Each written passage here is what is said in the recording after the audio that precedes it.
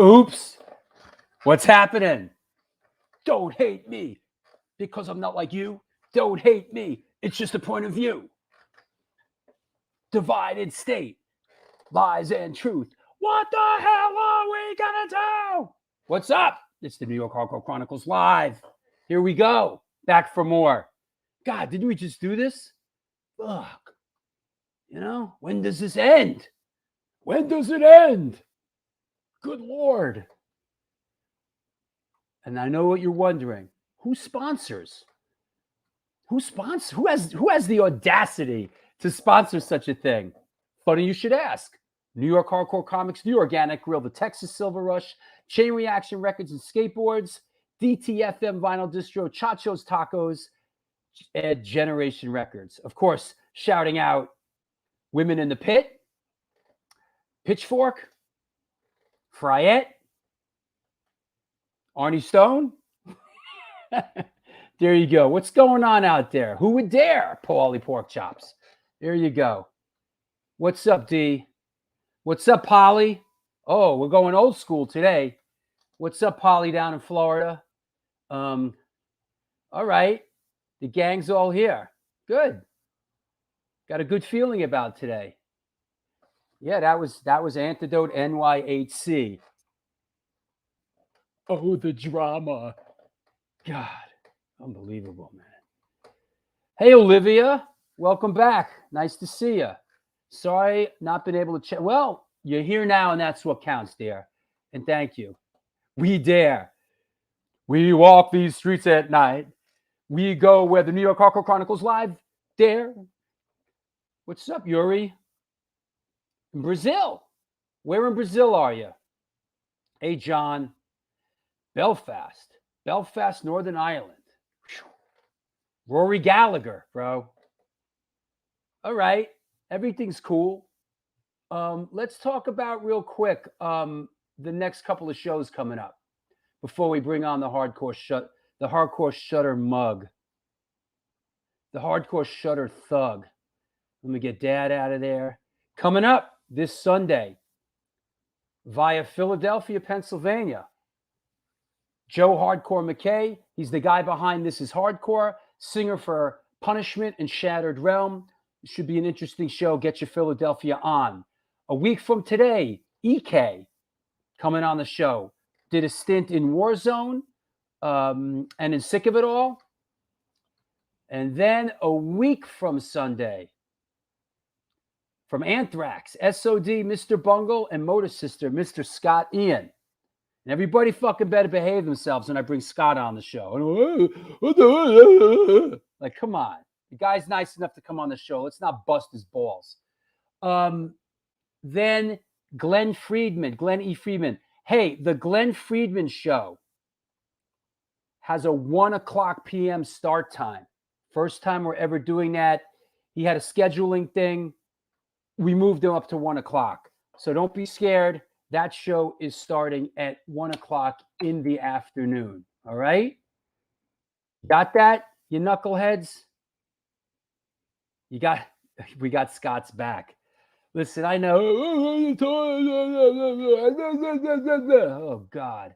Listen, we're gonna ask him a couple of the tough questions, but let's not fucking terrorize the poor guy, coming on the show. Oh, you know what? Gotta dedicate this show to Mike Howe from Metal Church, who passed away, Jordy from Slipknot, and Dusty Hill from ZZ Top. All three passed away in the past 3 days. It's like every time we do a show, it's like, and this show's dedicated, it's like, it's unbelievable. Yeah, Dusty Hill passed away. Yep. What time is that West Coast time? Come on, bro. West Coast is 3 hours behind. So 1, 12, 11, 10. It would be 10 a.m. West Coast time, bro. That said, let's bring on the Hardcore Shutterbug. What's up, bro? What's up? So we'll do a breakfast show that day. Yeah, I guess it's kind of early. Breakfast in California, anyway. It's kind of early out there in California, right? That's all right. It's a brunch episode. with You Glenn sent Friedman. me photo of the day, right? I did. Oh, here it is. I did. How's everybody doing out there? What are you writing a book? That's really sad. I feel bad. I didn't know about the Dusty Hill thing until just before the show. Yeah. Pretty legendary character right there. I saw ZZ Top recently. I never got to see them. They were sort of on my like never saw list, and they were You know, I'm a fan of the early stuff, and once they hit Eliminator and they found platinum, they stayed with that recipe. Yeah. You know, but Yeah. you can't. I mean, they have so many phenomenal guitar playing in that band. So They were Billy like Gibbons. a Texas blues band, you know. Yeah. Anyway, let's jump right into it. You Let's know do what? 'Cause picture of the day. We're gonna bring Rad on because he's Oh, really boy. distraught about this Iron Maiden thing, man. So, well, you know, he wants to. All right, here we go, Picture. ladies and gentlemen, boys and No. girls of all ages. It's All all ages. This is an all. By the way, this is an all ages show. Ladies and gentlemen, boys and girls of all ages, photo of the day. Wrong answers only, please. There you go. Boom. Wrong answers only, please. Here you go. Here you go. Let's see what we got here. I know who this is. Let's I see. hope so. It's a fucking all ages show. What's Steve's first show that he went to? My first show? Ever.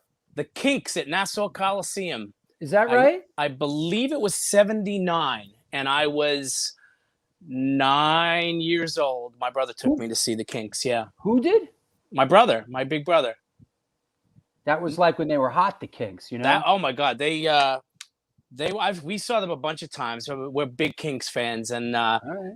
not only was it my first concert, it was my first White Castle experience. Black Hassle? Yes, and that was the first time I had White Castle. And All I right, remember here we go. Classic. Was that the show they recorded Lola? No. No. That you're thinking of the One for the that's- Road live album. That wasn't at the Coliseum. All right, here we go. Is it Cheap Trick? Is it ZZ Top? Is it the Spice Girls? It is the Joe Spice Girls. Satriani? Is it Steven Messina on guitar? Is it Everlast? Scarhead?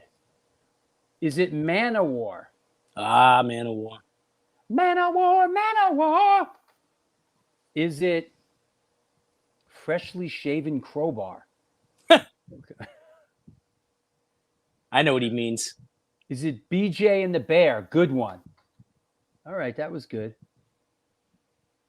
Boy, everybody's going on the Kinks thing now. I saw the Kinks with my mom in 1985 at Jones Beach. Classic band. Is it Murphy's Law? Is it DYS? Interesting. Is it Wasp? Celtic Frost. Okay. Venom. Is it Carlos Santana? Dance, sister, dance. I like the way you move. I love to watch you dance. Baila, mi hermana. All right. Baila. All right. Is it Anthrax Neil Turbin era? No. Is it a Larry David duet? Is it Billy Joel, my best friend? Here's another one from that show. Time for right answers, please. Here we go. Let's have some right answers as opposed to left answers. I am a Here we lefty. go. Boom. Right answers only, please, you bums. Is it Biohazard? Is it good one? Pat Benatar, Neil Giraldo. That's funny. That's a good one, Raybon. That's about the funniest one so far. Is it Eddie and the Cruisers? Kind of funny. Is it Kraut? I will say this, though. In a certain way, you're warm because Kraut played the same day on that stage. I remember that. Is it Dark Side? Is it Dark Side NYC? Is it the Black and Blue Bowl? Is it Dark Side NYC? Is it the Mahu Vishnu Orchestra? Oh, Is it is it Dark Side? The Well? Is it The Well? I think it's funny that someone said Eddie and the Cruisers because that song was called On the Dark Side. That was some shit, Eddie and the Cruisers, man. What was that like? Wasn't that Beaver Brown and a? Yeah, the John Cafferty and the Beaver Brown Band. That's what that was. Yep. On the Dark Side. That was like, man, this Springs. Someone at the record label was like, man, this Springsteen stuff is really selling. we gotta get our own Springsteen happening. Well, they weren't even the band in the movie. The movie was all actors. Yeah, right. So they had the guy that looked like Matt Dillon in the movie. I don't think Beaver Brown looked like that. Man, if I had a name like Beaver Brown, I would change it, bro. Fuck that. He's picking up change. All right, what is this, bro? I see Sonny Singh. I see Sonny Singh holding the camera too. Oh yeah, with yeah. the Public Enemy shirt. That's Absolutely. something we should get Sonny on the show. He would be a great guest, actually. Yeah, Sonny's good people. He does great work too. I mean, for sure. But yes, this is Dark Side NYC. This is the Black and Blue Bowl. This is 2014, I believe, at the Well in Brooklyn, and this was a two-night Black and Blue that we've shown pictures from this show before from other bands. This was the night that Hatebreed headlined. Agnostic Front did the Cause for Alarm era. Sworn Enemy. This is probably one of my favorite Black and Blue places ever. Biohazard, in my opinion, absolutely slayed the place. Yeah, they were great at that particular show. And that was the last time Biohazard played New York. Was it really? Yeah, that was it. That was the last time they played. Yeah, Stigmata was on the bill too. Stigmata was on there. Minus and was on there. And that's what AF did, the Cause for Alarm thing. Yep, Minus One was on there. That was a tremendous. No, Minus One. No, Minus One wasn't. Minus One was in Webster Hall. Nope, I have the pictures. Really? Yeah. In fact, I almost sent that today. I beg to differ, young man. I'll send you the pictures. It's in this. It was there. Looking for verification that Minus One played the Well show, Black and Blue Bowl. When I come off my segment, I'm going to send you the pictures. Here's the question: did Minus One play the Black and Blue Bowl twice? 2014. I will send you the pictures. All right, Minus One played. All right. Thank you, Ken. I stand corrected. I'm not imagining this. Right. Get out of my head. It's a madhouse. Shut up, you freak. All right. But yeah, that was a great. Do they even have concerts there anymore? This is gonna take a minute, and I don't mean to interrupt you, but let's bring this guy on and let's find out what's all this hysterics with his beloved Iron Maiden shit. What guy do you mean? I mean this guy. Rackbone! Rackbone! Rackbone! Rackbone! Rackbone! Rackbone! Rackbone! Rackbone! Rackbone!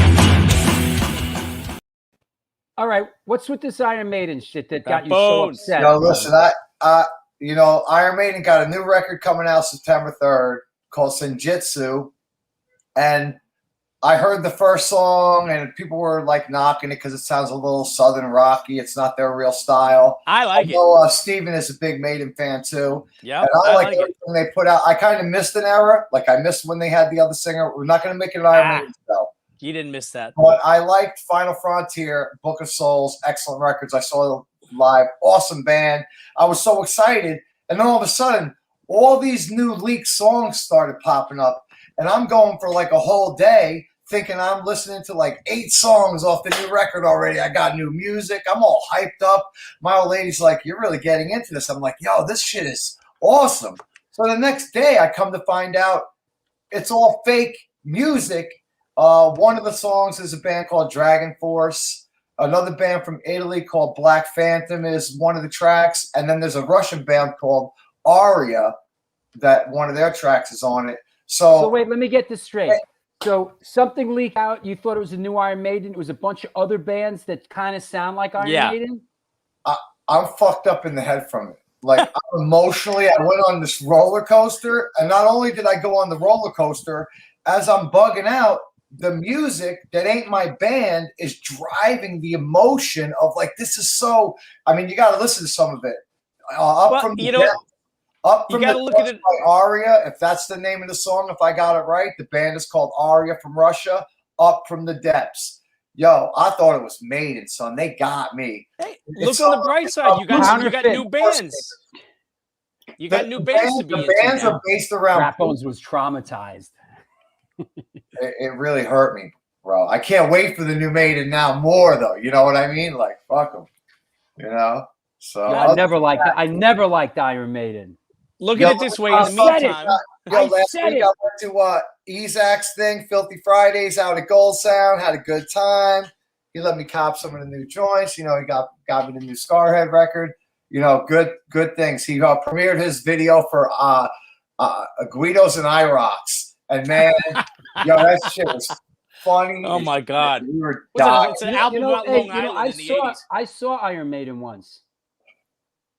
I saw them at the Academy here in New York, probably at the lowest point of their career. Yeah, the Blaze Bailey era. I don't know. The place was half filled, and that guy Blaze Bailey was singing for them. You know, Iron Maiden's a weird band because I loved them in the beginning of my musical experience, and then it was cool to like them for a minute. So I don't know about Seventh Sign. I was into Fear and Bad Brains. I switched totally over to punk. I'll admit it. But now in my older age, in my twilight here, I've gone back to my roots. You know, all my of them. twilight years. I'm not ashamed of what I like musically. You know, they should bring back Baze Blayley, bro. Nah, man, kill that guy. No, dude, that shit sucked. That was a bad period when sucked. That was when Bruce left Maiden and Halford left Priest, and you had the bad moment in time. Not a good moment in time. Yeah.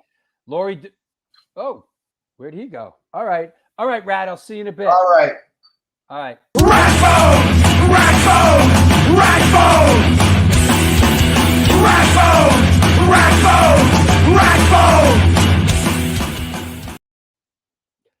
All right, here we go. This is the New York Hardcore Chronicles Live. We're sponsored by New York Hardcore Comics, The Organic Grill, Chain Reaction Records and Skateboards, DTFM Vinyl Distro, Chacho's Tacos, Generation Records, and the Texas Silver Rush. It's a jewelry design firm and boutique store located in the birthplace of the Texas country music scene in Fredericksburg, Texas. They specialize in working with musicians in all music genres to design and create unique one-off pieces, as well as style them for stage, album covers, promo photos, and social media exposure. Their client list includes Rock and Roll Hall of Famers Greg Rollet, Ringo Starr, and of course, Agnostic Front. During this current pandemic, all information and online sales are being taken. Their Facebook and Instagram pages, and of course, at www.thetexassilverrush.com. Chacho's Tacos, located in Corpus Christi, Texas, opened their doors in 2001, home of the almighty Chacho's Taco. They cook up an incredible home-style Tex-Mex food, and this month they're celebrating their 20th anniversary. They've been supporting underground music since the beginning, and in their own words, we ain't going anywhere. We ain't stopping anytime soon. Excuse me. Touring bands that play Corpus Christi swing by and get a home-cooked meal at Chacho's Tacos. We got you. The underground scene will never die. Please follow us on Facebook or on Instagram. Okay. That said, everybody all right? The Iron Maiden shit goes on. Yeah, Paul Di'Anno. Right. I'm not mad at Paul Di'Anno. I actually, Paul Di'Anno was hard as fuck. Like, the Iron Maiden shit with Paul Di'Anno, I like, actually. That stuff's okay. You know? All right, let's clear the deck. Let's bring our guest on. We get rid of all this crapola.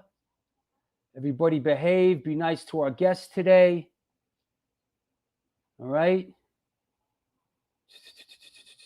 All right. Everybody seems to be okay. Behaving.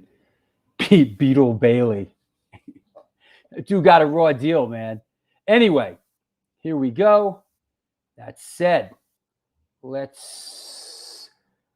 today's guest is an American drummer hailing from Clifton in the Garden State of New Jersey.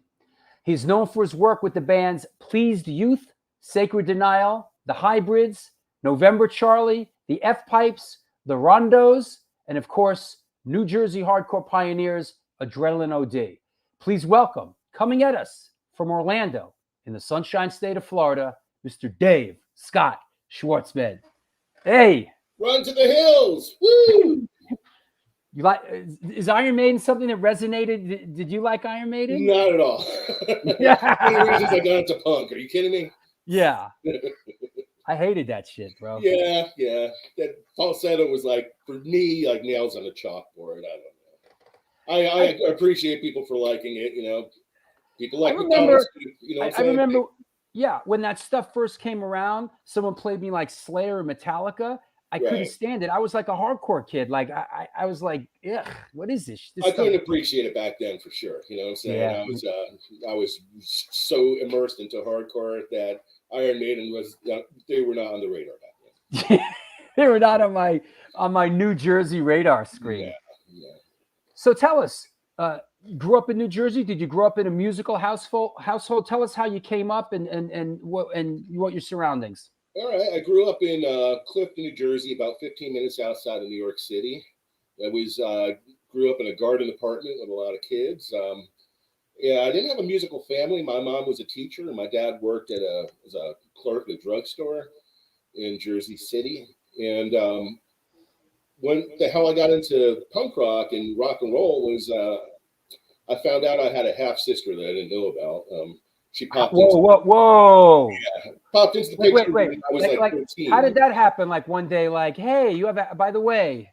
Well, you know how it goes. Where like back in the '60s, parents didn't want to talk about divorce or anything.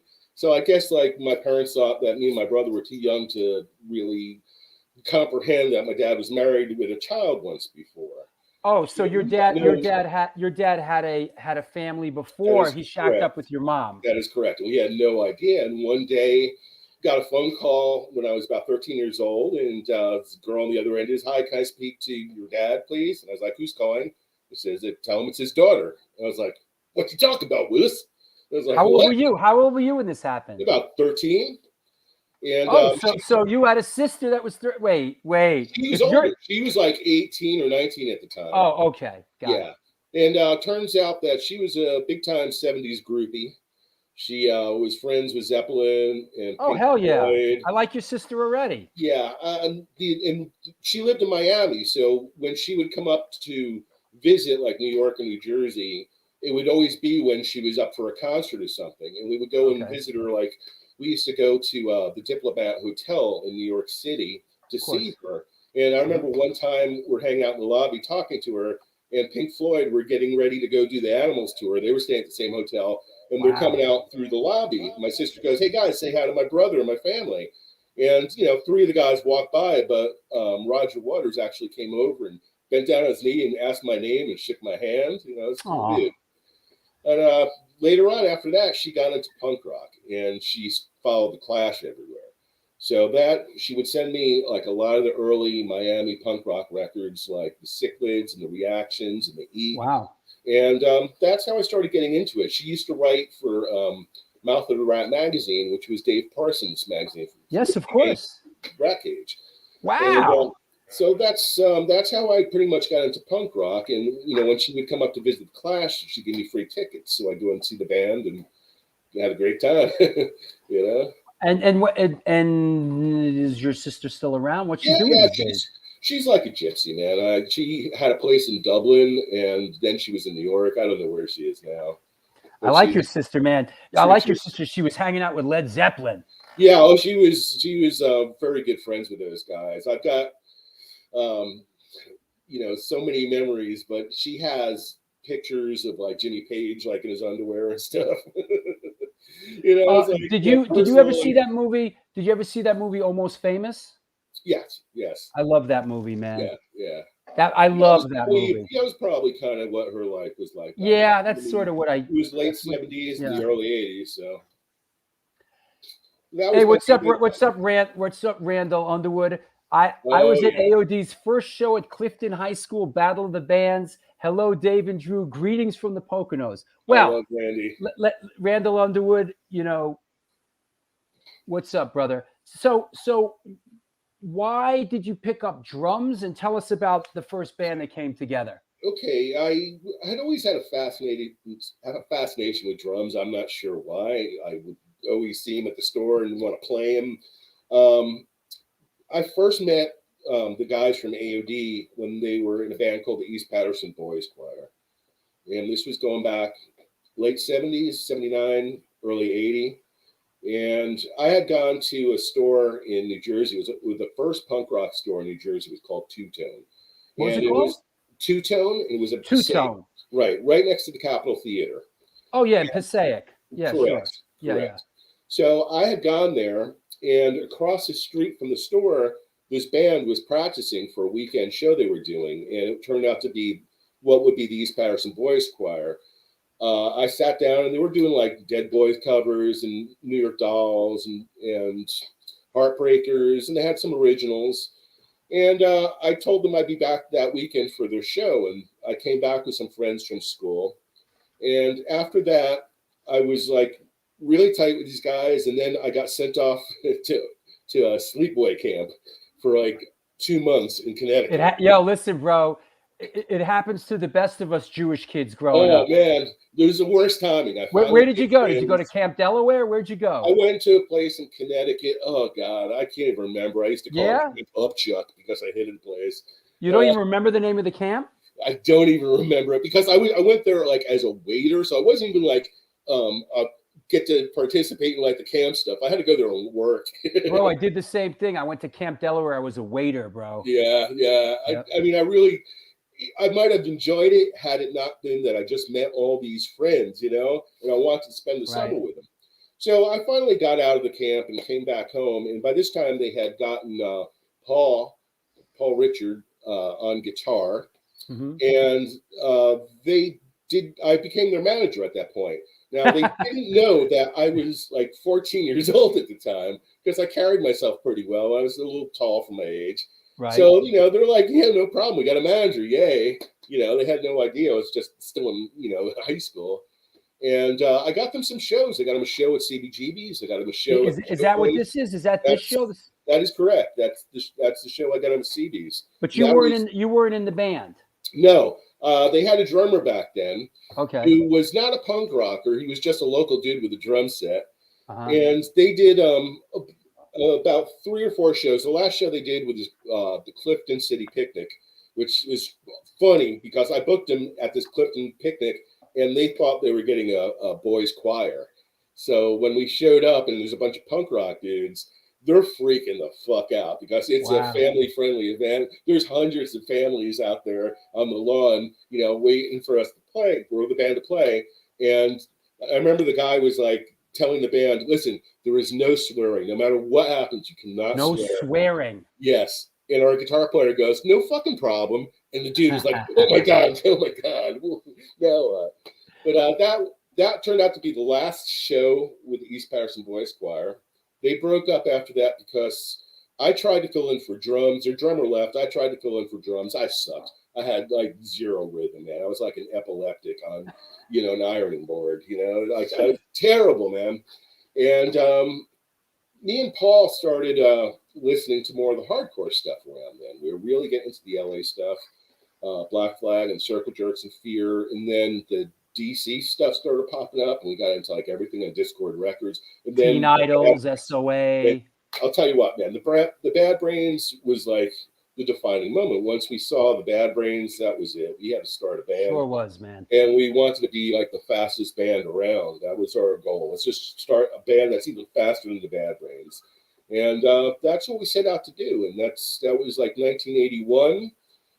That's our first show at Clifton High School right there. Listen, your boys are representing at Clifton High School. That's 1981, and you're getting and look at that action, bro. Yeah, I'll tell you something. That show got advertised on Noise the Show, Tim Summers' radio show, and everybody in the state that was into punk rock at the time came out for this.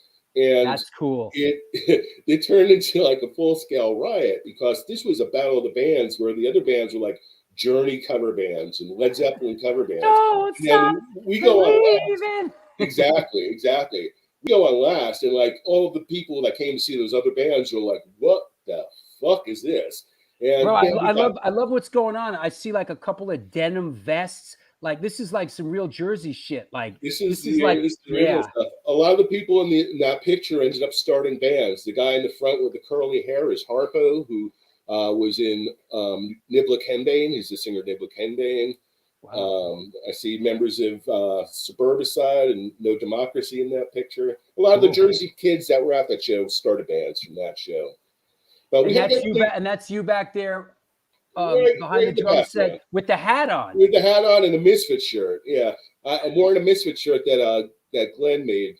It's pretty badass. It's a Misfits at Max's shirt. And that's when Glenn used to personally make the Misfit shirts. That is correct. Yeah. I remember I had a couple of those too, man. Glenn used to fucking silk screen, and Glenn used to silk screen posters too, man. Oh yeah. I've been to his house before. I've seen the whole operation. Yeah. He was good to me back in the day. Though all the Misfits were. They were, I was probably one of the earlier fans. And Hey, yeah. Let's talk about that for a second. Let's do a sidetrack here. Like, sure. Like you're a Jersey guy, growing up in Jersey.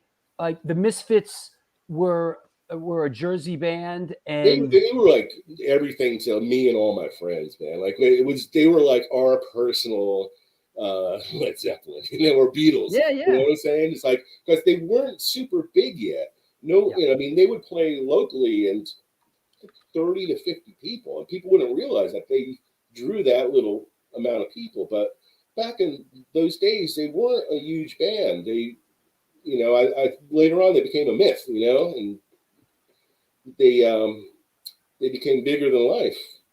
Now this is probably might be a little early for this.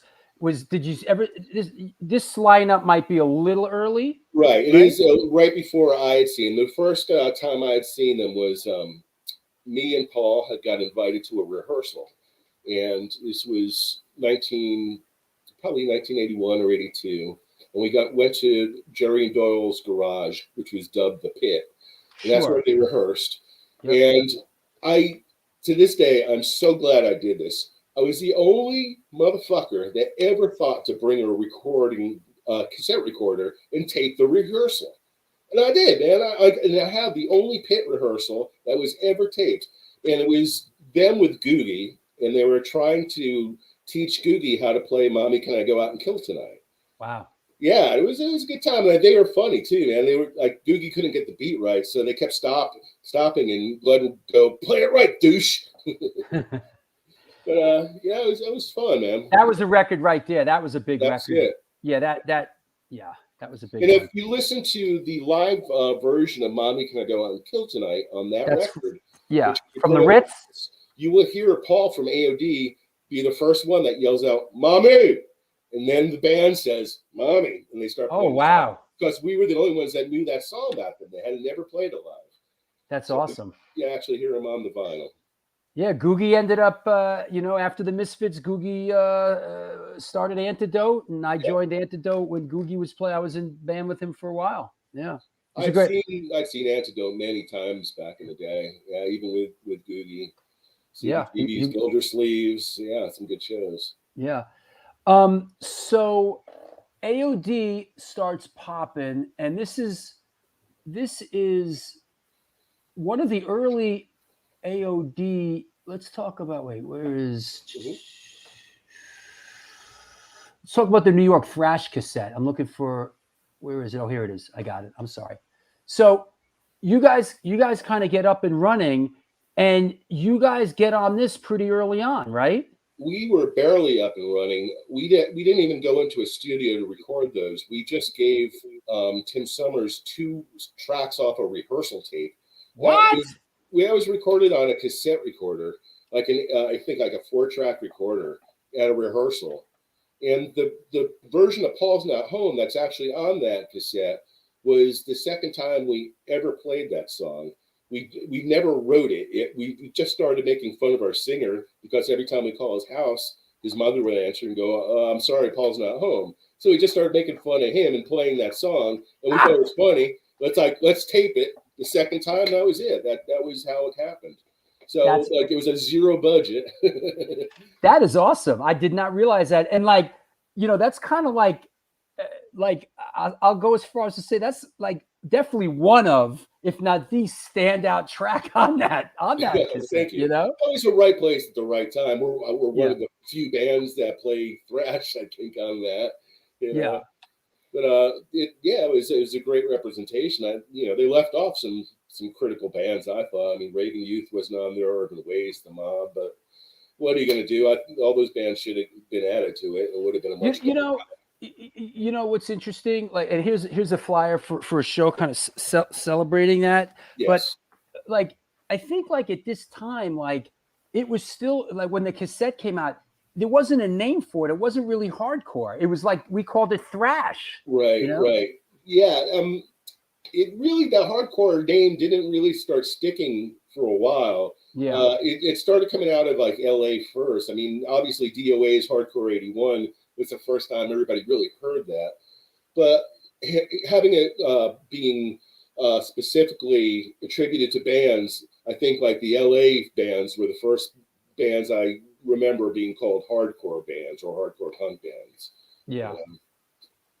Tell us a little bit about this sort of iconic show at Irving Plaza, which was a big room for back then. That show was amazing. It was really packed, and we had brought every New Jersey punk rocker that was around back then. And what we did was we had like about 12.5 people on the side of the stage. And when we started and we opened with our first song, they went off in waves and just dove off like one by one into the pit, like for like 20 something people just keep going off the stage, off the stage, off the stage. And by the time like the 20th person dove off the stage, I looked out and the entire audience was just going nuts, as people were diving off the soundboards. There's that special launch. Yeah, there you go. You can see everybody getting ready to go. The guy with the mohawk is Sid Sludge from Mental Abuse. I was going to say Dave Skilkin. Yeah, that's it. Yeah, wow, Dave opened that show. Oh yeah, Young and the Useless, right? Young and Useless, yeah. Sure did. That's a shot from that show, and I have another one here from that very show at Irving Plaza. This is pretty cool. A lot of New Jersey representing here, man. Here's another one from that show. Yep, there's Billy Phillips, right? Yeah, Billy Phillips from John Watson getting ready to launch off the stage. Yeah, Sid. Yeah. Yeah, and off to the side you can see Doug from Kraut. Yeah. There's Laura. Is that Laura? Laura Zeitlin? Laura Zeitlin. Right on. Yeah. That's cool. Yeah. That was a great show, man. That was the show that really, if we had any struggling being a Jersey band in New York, that was the end of it. After that, everybody started coming to our shows. Everybody had fun at our shows. There was no, we're just a New Jersey band, so let's ignore them anymore. That was a definite turning point. Yeah, let's talk about that a second. Like coming from, like, when the thing about the New York scene that I remember early on, because I went up to college in Boston in 81. Right. I kind of fell in with the SSD Control crew. It was very focused. There was like this band, this guy, there's a sort of a leader, like, and then coming back to New York, there was a lot of sort of different like branches of the scene. There was like factions. There was like the Beret Boys, there was the Lower East Side Kids, there was, there was a lot of different sort of cliques, and there was New Jersey guys. Like being a Jersey hardcore band and coming into the city, was it tough at first? It was a little bit. There were some bands and people that wanted to test our metal. Our guitar player Jim Foster got in a little scuffle with Jimmy D one night at CBGB's, and the Mob, when we played with them at Peppermint Lounge, had come into our dressing room, and they had like some big dude with him. He was like, "Just want to tell you that you guys suck." And we're like, "Okay." No, you guys suck. And we're like, "Thanks, we know though. Thanks." And they just kind of looked at each other and walked out perplexed. But after that, this was the early days when we were all kids, and some people thought that it should be more of a, our band is going to kick your band's ass. Yeah. But we were so not into that whatsoever. We were just like there to have fun. We didn't give a fuck. And one thing about our shows, especially in some of the harder clubs like CBGB's, no fights at AOD shows. If there was ever a fight, we would start playing like a stupid song, like fight, fight, fight, fight, kick him in the balls. Everybody would just laugh and stop. Right. So Sure. we didn't have that stigma of having too tough of a crowd. That's for sure. Yeah. So, you know what I want to do? I want to bring Matt Gray on. All right. And let's bring Matt Gray on because there's a little bit of a tie in here. And let's do T-shirt of the week with Mr. Matt Gray. What's up, bro? What's up, gentlemen? How we doing? We're doing fine, buddy. Sounds good. There you Up go. and running. Tell us about shirt of the week, bro. So we have a Pleased Youth T-shirt, and it's obviously an original from By Our Records. And we got, I don't know if you can see the back. And I have yet to come across anyone who has this shirt. So I have probably close to 300 different punk rock, hardcore metal shirts, probably over 300. And I've never seen anybody rock this shirt. What's the story with this, Dave? And tell us about this band, Dave, because I didn't really. Tell us give us a little background on the band and the shirt. These guys were from New Brunswick, and I was friends with all of them. Andy, Skinhead Andy, everybody knows from Nibble Kendane.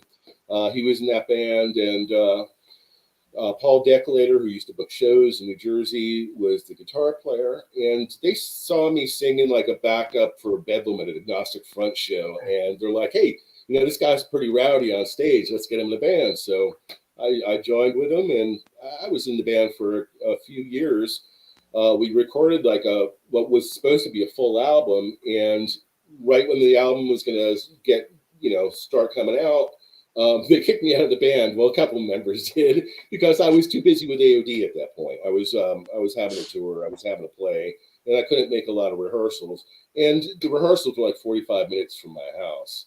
But recently, they did just put out this on Beer City Records. Here we go. It's the actual original 1984 demos that was supposed to be the Lost album. Wow. And yeah, it just came out. It's on colored vinyl. And What label's that? It's on Beer City Records. Beer City Records. Right, out of Milwaukee. They put out the AOD stuff. They put out DRI, Cool. Dig Low Abortions, a lot of the good bands from back in the day. And Matt, how did you end up with that shirt? I ordered it through By Our Records in the late 80s. And I never saw Pleased Youth. I'm not that old. But yeah, I was into By Our Records bands. There was a lot of good bands on By Our Records. That was that's our awesome. record label, Drew.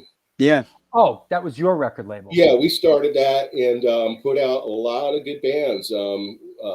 Start off with a lot of punk stuff like Flag of Democracy and Bedlam, the X-Men, then branched into stuff like Raging Slab. We put out the first Raging Slab album, the Skulls. Bodies in Panic was pretty rad too. Bodies in Panic, yeah. Yeah. Put out one of the first Jersey compilation albums called New Jersey's Got It.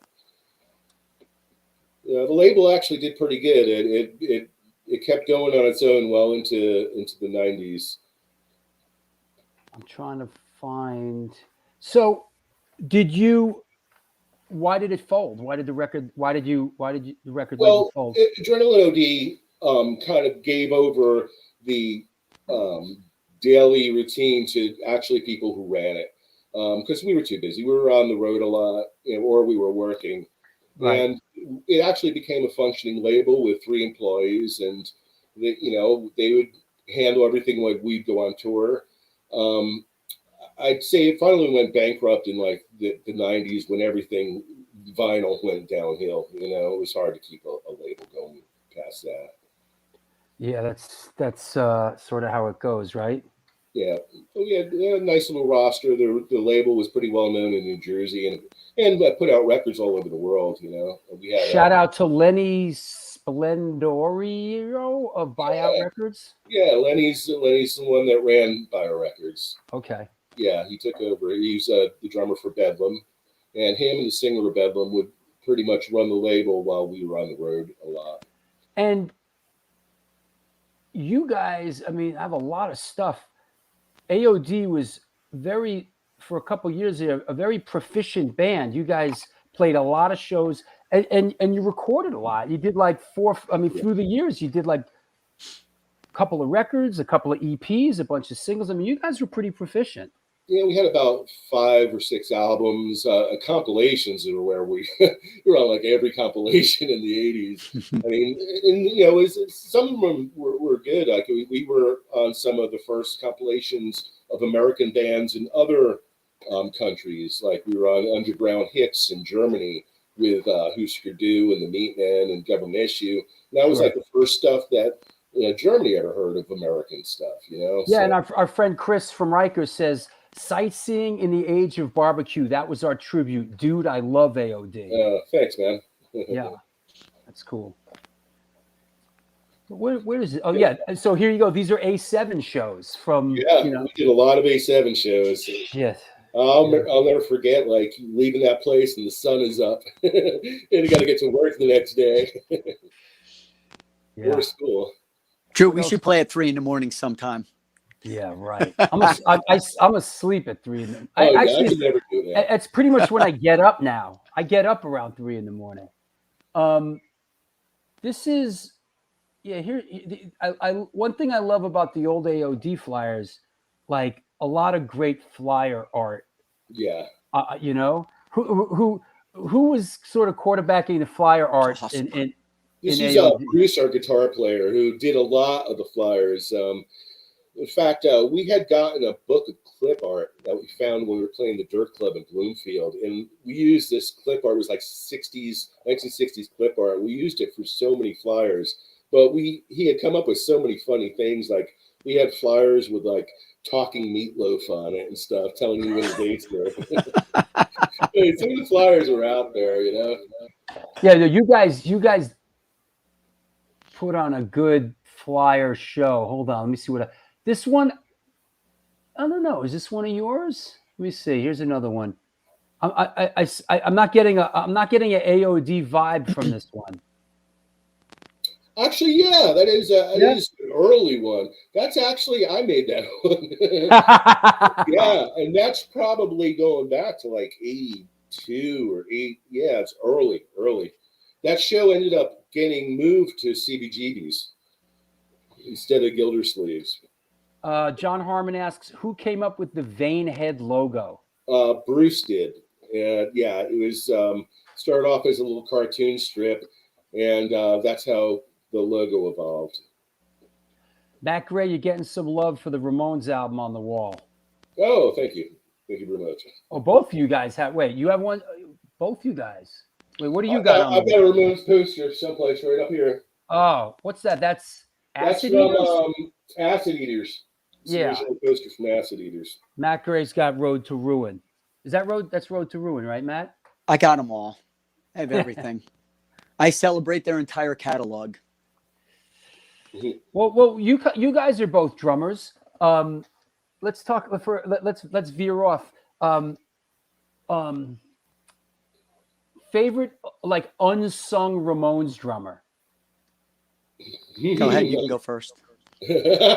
Like, I'm a Tommy purist, to be honest with you, because he actually came up with a beat, and that was the core of the Ramones, man, was that beat. So I'm Tommy purist. Marky does a great job with it, but he didn't create it. Matt? I agree with the Tommy thing, but I'm Richie all the way. Yeah. Yeah. I love his style. He's got, I think he took what Tommy did and took it to the next level.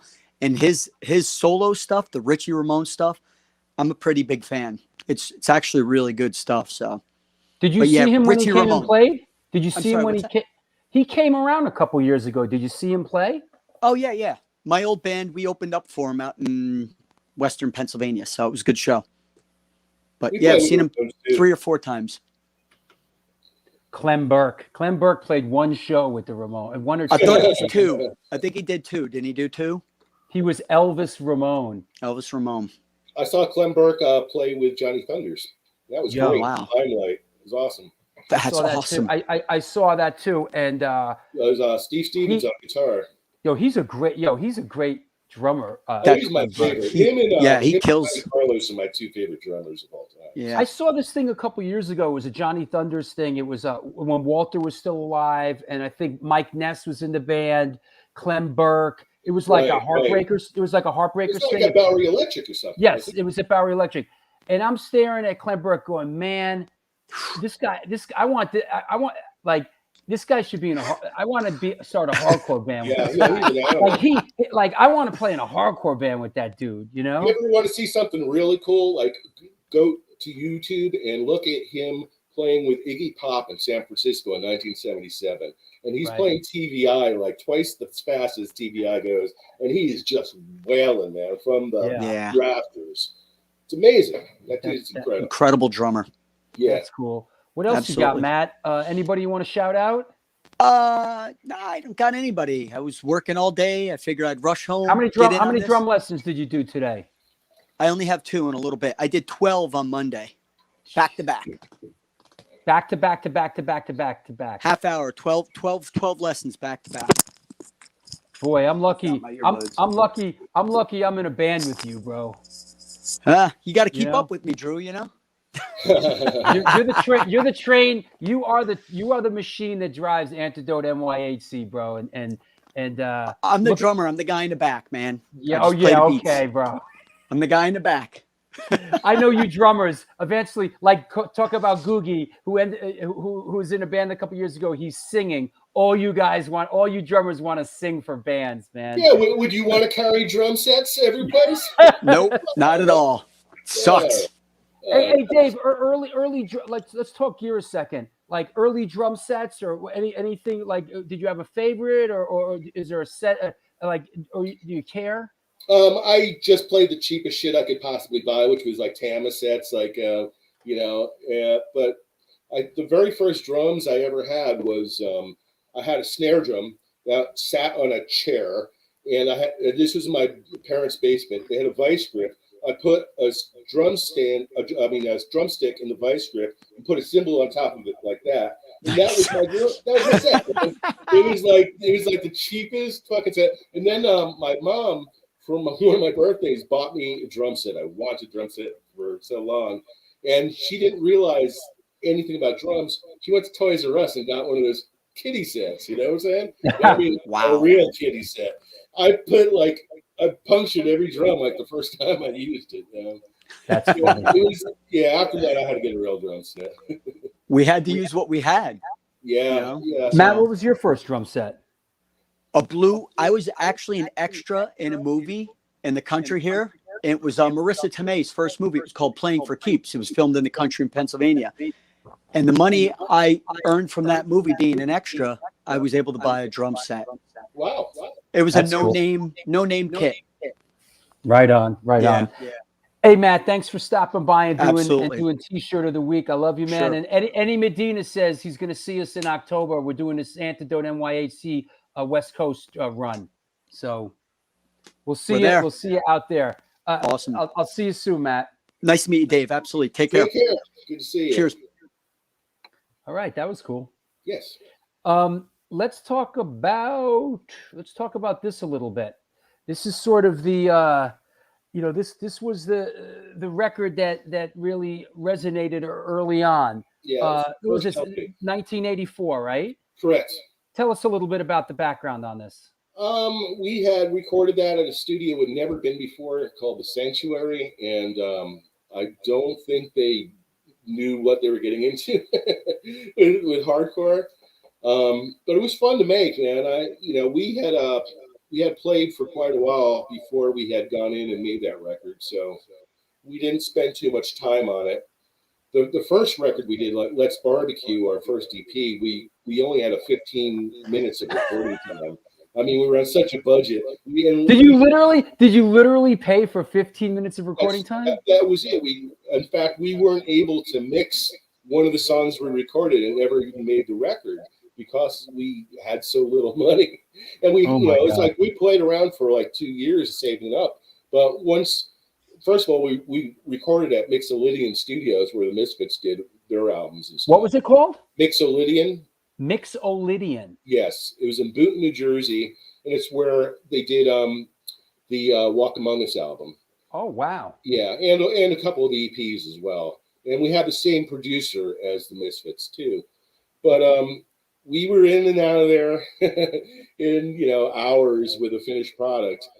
And I remember money was so tight that Paul, our singer, had accidentally brought the wrong master to get mastered. We had remastered the record. He brought the wrong one. And when we got the test pressings back, we realized that, oh my God, they just pressed the wrong one. So now we have to play a few more shows to get the money to have the other one done. So it took a little more time to come out. But wow, that's funny. Hey, let's take a pit stop here and talk about before we take a break. Like,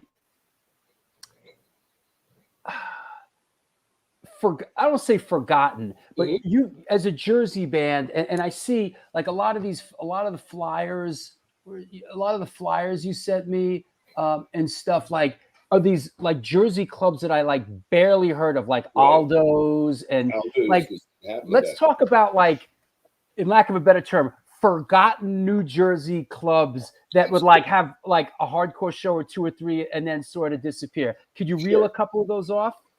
Yeah, there was Aldo's. The Dirt Club had shows for a pretty long run. The Dirt Club? The Dirt Club in Bloomfield, which was owned by Johnny Dirt. Of course it was. Yeah. My favorite shows in Jersey were the ones that we put on ourselves, where we used to rent a hall in Union, and we had a lot of shows at that place. There was another hall in Rahway, New Jersey, that Paul Declator was booking 7 Seconds into, and the Youth Brigade played there. This is funny. I think it was the Youth Brigade show. The cops came. It was on the second floor, and the cops came to break up the show. And they come up the door. There's like half a dozen police up the steps, and Paul Declator's at the door, and he's like, $6 to get in. They're like, no, you don't understand. We're the police. It's like, sorry, if you want to come in, it's $6. Finally, the police just busted in and closed the whole place down. That's funny, man. But there was a lot of good shows that we did ourselves in South Jersey, where Rat Bones was from. They had a fireman's hall down there that they would do their own shows. And then City Gardens, I mean, that was the king of clubs for Jersey. It really brought the Philly scene and New York scene together because they've had such giant shows. So everybody would come down to that. And you guys, early on, you guys got in this, went out on the road, correct? Yes, that is the Ford Granada. We did our first tour in. That's hard, bro. You toured in a Ford Granada, bro. Man, I'll tell you, it was crazy that we did that. We borrowed equipment from all the opening bands and just kind of, we called it the Invite Ourselves tour because that's what we did. We just showed up. We let the promoter know we're coming. We need a band that's got equipment. And we just brought guitars and drumsticks and cymbals, and that was it. And some skateboards. and we went across country for over 2 months in that car. That was DIY, man. That was certainly DIY. Put some miles on Dad's Granada. Hey, this is an interesting photo. Tell me what's going on here. I know it's dated 1983. Hey, Rat Bones, you're coming back on to talk about Jersey in a second. Tell us about what's going on here. That's 84. That's when we got out to Berkeley in California, we just stayed at the Maximum Rock and Roll House for like 2 weeks. We're like, we like it here. We're going to stay here. So that is the entire original staff of Maximum Rock and Roll. There's Tim Yohannan giving the finger in the middle, Jeff Bale up at the top right, and that's all of them, man. That's the original crew. from So the you're early one of the days. you're one of the New York tri-state bands that actually got along and were welcomed by Maxim Rock and Roll. Not only that, but I had my own column back in the day. I was one of the early columnists. The scene report. No, not the Scene Report. I had my own column. Not Wow. the Scene Report. I had a column called Thought Cancer. Like Pusshead had his column, and Michael Right. Board has his column. I used to write scene reports too, but Tim eventually gave me my own shit. Cool. And I had that for about a year, which is kind of cool. Randall Underwood says Hitsville. Hitsville was a great place. It was Bad 21. Brains played there, right? We opened for the Bad Brains there. Right. That was a great show, man. That was a fun show. HR burnt an American flag on stage, and the club owners got pissed off. That was a crazy show. That's cool. Hey, let's take a break here. And let me shout out some sponsors if you need to step off for a second, and we'll bring you back in about 5-10 minutes. Sounds great. What's happening, boys and girls? This is the New York Hardcore Chronicles Live, and we are sponsored by New York Hardcore Comics, The Organic Grill, The Texas Silver Rush, Chain Reaction Records and Skateboards, DTFM Vinyl Distro, Chacho's Tacos, and our good friend Mark at Generation Records. Since 1992, Generation Records has been a mainstay on the New York metropolitan area music scene. Today, they offer a diverse selection of new and used rock, jazz, indie, hip-hop, punk, hardcore, metal, blues, soundtrack, and reggae LPs, as well as T-shirts, posters, and other merchandise. They buy used record collections and music memorabilia and will pay you top dollar for them. House calls made for large collections in the tri-state area. Call or email generationrecords@gmail.com and follow them on Facebook and Instagram. As a matter of fact, I have a prop for this. I have a prop for this next. You know what? I'll skip this. I'll do this one later. I have a prop for that. Chain Reaction Records and Skateboards, located in Lakewood, Colorado, is the Rocky Mountain headquarters for all things punk, hardcore, and metal. Established in 2014, they have the largest selection of records, CDs, shirts, stickers, patches, and accessories between Chicago and Los Angeles. From the pit to the ditch, they got your back. Get in touch with them at www.chainreactionrecords.com. DTFM Vinyl Distro is a record store that specializes in underground music, punk, ska, hardcore metal, and more. Located in the heart of Fargo, North Dakota's Industrial District, shop in person or online at www.dtfmvinyldistro.com, where the motto is death to false metal. Metal. That said, I might be preaching to the choir. Hallelujah, brothers and sisters. If you're wondering how to support the show, there's a Patreon page. Please support. The show needs support. Your support is needed. Pandemic is over, or is it? But the show goes on.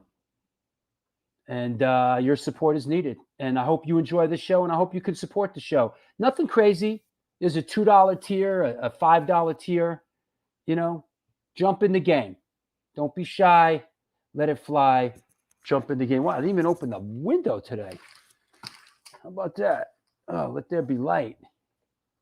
It's just got real dark in New York. Wonder what's going on. What else?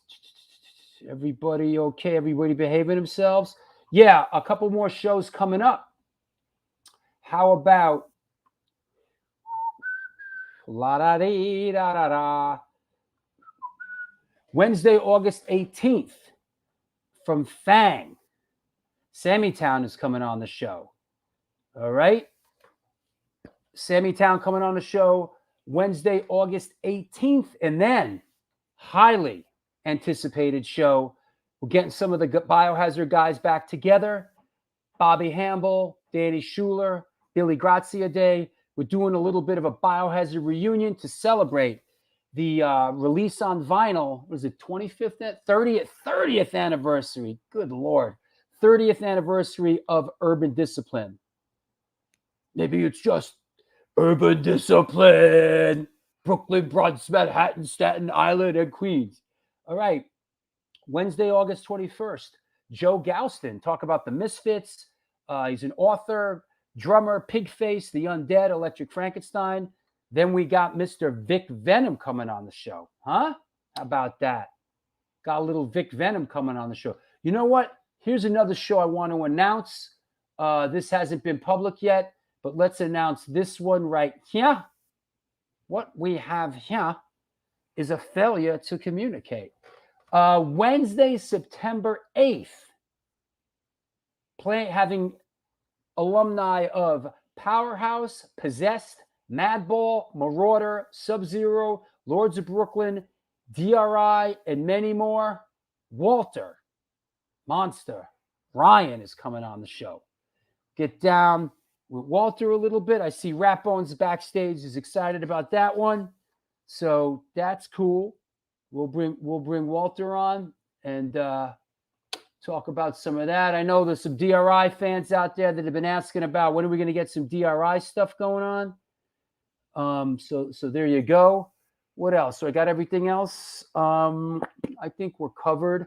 If you're watching the show in rerun, if it's not live right now, please subscribe to the show right there on YouTube so you get alerts when we announce a new show. Instagram, at Stone Films NYC. Follow me on Instagram. See what's going on. Post some good shit. Yeah, we got a little DRI going on. Yep. We're only going to die from our own arrogance. Okay, fair enough. I'll buy that. I think I covered everything. Gang. Oh, there's a merch line underneath. Buy a t-shirt, buy a mug, buy the New York Hardcore shower curtain. Feel free to buy the pillow to prop your girl's ass up with. I don't know, maybe prop your boyfriend's ass. I don't know what you're into. Whatever you're into, buy a pillow to prop to prop whoever you're stupping's ass up with. All right? There you go. Pay up, you cheap bastards. Nothing is free. Well, show is kind of free. But let's keep it going. Yes. And hey, look, thank you for supporting the show, RS70. And I figured out that that's you that runs that New York Hardcore page on Facebook. It only took me, a year and a half. Yes, buddy, we know Dusty from ZZ Top died. We dedicated the show to him at the top of the show. We're dedicating the show to Dusty and to Joey from Slipknot, and also David. I'm spacing out. David from Metal Church. Sorry. Listen, think it's easy? You try it. That said, let's clear the deck. Let's bring our guest back on. We get rid of all this stuff. Here we go. Let's bring back on Mr. Dave Scott Schwartzman. Hey, buddy. Yeah. Think it's easy? Hey, you had a show going on for a while, right? Did a podcast for a while called "This Show Sucks" with Dave and Bruce, with Bruce from Adrenalin. It's a comedy podcast, and it lasted, I don't know, maybe like 4 episodes. I know, but I listened to some of the one you did, the Misfits thing. That was tell us about that. We did a complete scam on our audience where we hyped for weeks that we're going to be doing on the red carpet for the Misfits in Newark reunion. And the whole thing was fake, and people thought it was real, which made it extra funny. The whole thing was a scripted comedy. We tried to do something different than anybody's ever done before. Mm-hmm. There's so many podcasts that are just interview podcasts. So, I want to do something different. But it was a lot of work, man. It took a lot of work. Tell me about it. Yeah. It was a little too much in the end. Yeah, it's a lot of work and a lot of homework. I'm happy with the way it came out. We had a good run of it, and it was like another thing I wanted to do and cross off my bucket list. Just like I did stand-up comedy, the same thing. It's like I kept at it until I finally got a good show in front of a lot of people. And then I quit. That was it. I did something like that. I did some. I did. What do we do? What do you call it? Forgot the name of it. Not stand-up comedy. Very close. I was dating improv. Thank you. Okay. I was dating a gal at the time, and we took this improv class together, and it was a lot of fun. It was awesome, and we ended up doing I did a couple of improv shows. It was cool. I really enjoyed it. In the beginning, it was very nerve-wracking, and Yeah. I was horrible. And it really took about 3 years to get to the point where I actually had like a large crowd all laughing, and that was it. That's all I needed. I was done. Really? And you bailed out after That that? was the last time I ever did it. Yeah. That's crazy. Yeah. Hey, let's do Jews in hardcore. Excellent. Okay. Let's see. Let me. I know I was just talking about Biohazard. Evan Seinfeld, Biohazard, Jew. Mm-hmm. We got Mike Burkett from Fat Mike from NoFX. Is that right? Yeah, that's correct. I did not know that. Yes. Mick Jones from The Clash, half Jew. That is true. Let's see. Well, half the Circle Jerks. Yeah, Greg Hedson and Keith Morris. Keith Morris Jewish? He is very Jewish. Yeah. David Lee Roth, Jew. David Lee Roth, Jew. Yeah. Well, you know what they say. We own the whole industry, man. Gordon Ansis, that was in Agnostic Front and Leeway. Gordon Ansis. Okay. You know. Oh, wow. Good one right here. Dave Insurgent, Jew. Oh, yeah. Man. I miss him, man. He was You a know good what? guy. You know what? That segues into this, bro. Good one, Thomas. That segues into this right here. This is cool. Here's a segue. Look at this show. Dead Kennedys, DOA, Reagan Youth, Adrenalin OD. That was a good one. It was one of the early Chris Williamson shows. And I think that was like 84 or something. And they oversold the place. It was at the World, which I think was also the original Fillmore East, if I'm not mistaken. I beg to differ, but close. I might be wrong because somebody. Yeah, I didn't think so. Somebody told me that. The Fillmore East is around the corner. Is up Second Avenue a little bit. It's part of my walking tour. I know exactly where that is. But the World was an interesting space. And you know what's? Go ahead. I'm sorry. I was going to say they oversold the show, and the fire marshals had to come in and make every single person sit on the ground while they counted them. What? And then they let the show go back on. It was during our set, I think, that happened. It was crazy, and there was people that didn't get in outside that were starting to throw like rocks through the glass window fronts and causing trouble. They should have had 2 shows at that place. It would have been. Actually, they did have 2 shows, but they should have had 2 shows with the hardcore lineup, I think. Well, listen, the thing about the World was that there was a lot of pressure from the neighborhood. They wanted to get it out. And because it was a kind of club that had all these sort of like, it was connected to all these other buildings. Like you go through a doorway and you're like in the next building down the street. Gotcha. And like, it was like a real composite of different things. But I will say this about the World. I saw Tin Machine, Bowie and Tin Machine there. Oh, and cool. It wasn't really my thing. But you know who I saw there that was fucking great was Big Audio Dynamite. Oh, really? Mick Jones. Yeah, they were great. I got to see them. Yeah, they were great there. And this is 1985 apparently. That could be it. Yeah. Reagan Youth was great, man, and Dave was a great guy, man. I've seen them like so many times, like even when they were first starting out at like 2+2 and A7 Club. Yeah, and he was a great frontman. He was the best frontman in New York. He had just so much energy. He was a character, man, and he was a great frontman. I love this. Eat Me, I'm Kosher. That's a good one. I miss that shirt. Yeah, Eat Me, I'm Kosher. That's a show we did at Salt Lake City where Septic Death with Pusshead opened for us. Oh, is that right? Yeah. Also on the bill was Cause for Alarm and BGK from Holland. It was a good show. Wow. And that, I think I have a picture from. Wait, is it? I have another one here. This one is labeled AOD San Jose. Is that the same tour? Might have to see the picture to figure it out. That was 85. Yeah, that was in. Actually, I think That might be in Berkeley now that I'm thinking about it. Mm-hmm. Or it could be San Jose. San Jose might be right. I think it is San Jose. That was just one of those great action shots that Joseph Henderson captured. That he used to write Ink Disease magazine. I don't know if you ever heard that. Great fanzine from LA area in the 80s. Kind of like Flipside. I like this. Where's this? Oh, I like this shot a lot. I've been sort of this one crossed. This one I remember this one, but this is a great. You guys, thank God somebody had a sense of humor, huh? Do you remember the DJ Cousin Brucey? Of course. That's his backyard. What?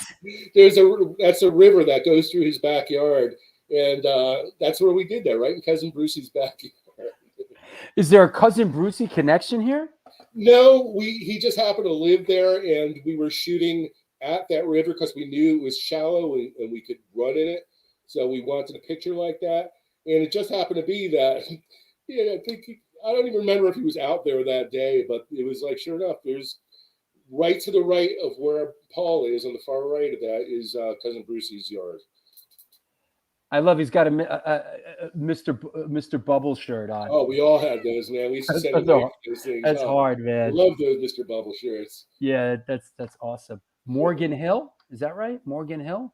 What is that, Morgan Hill? I don't know what Morgan Hill is. I don't know. Okay.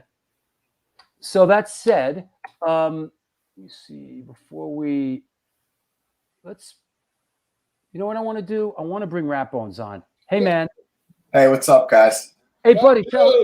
Rat Bones, I know you mentioned sort of AOD in Jersey. Like, give us a little take on that. Yeah, I'm not mistaken. I could be mistaken, but I think you guys played like the Lakewood Firehouse, the first aid station with like Heroes and Social Decay. It might have actually been my first.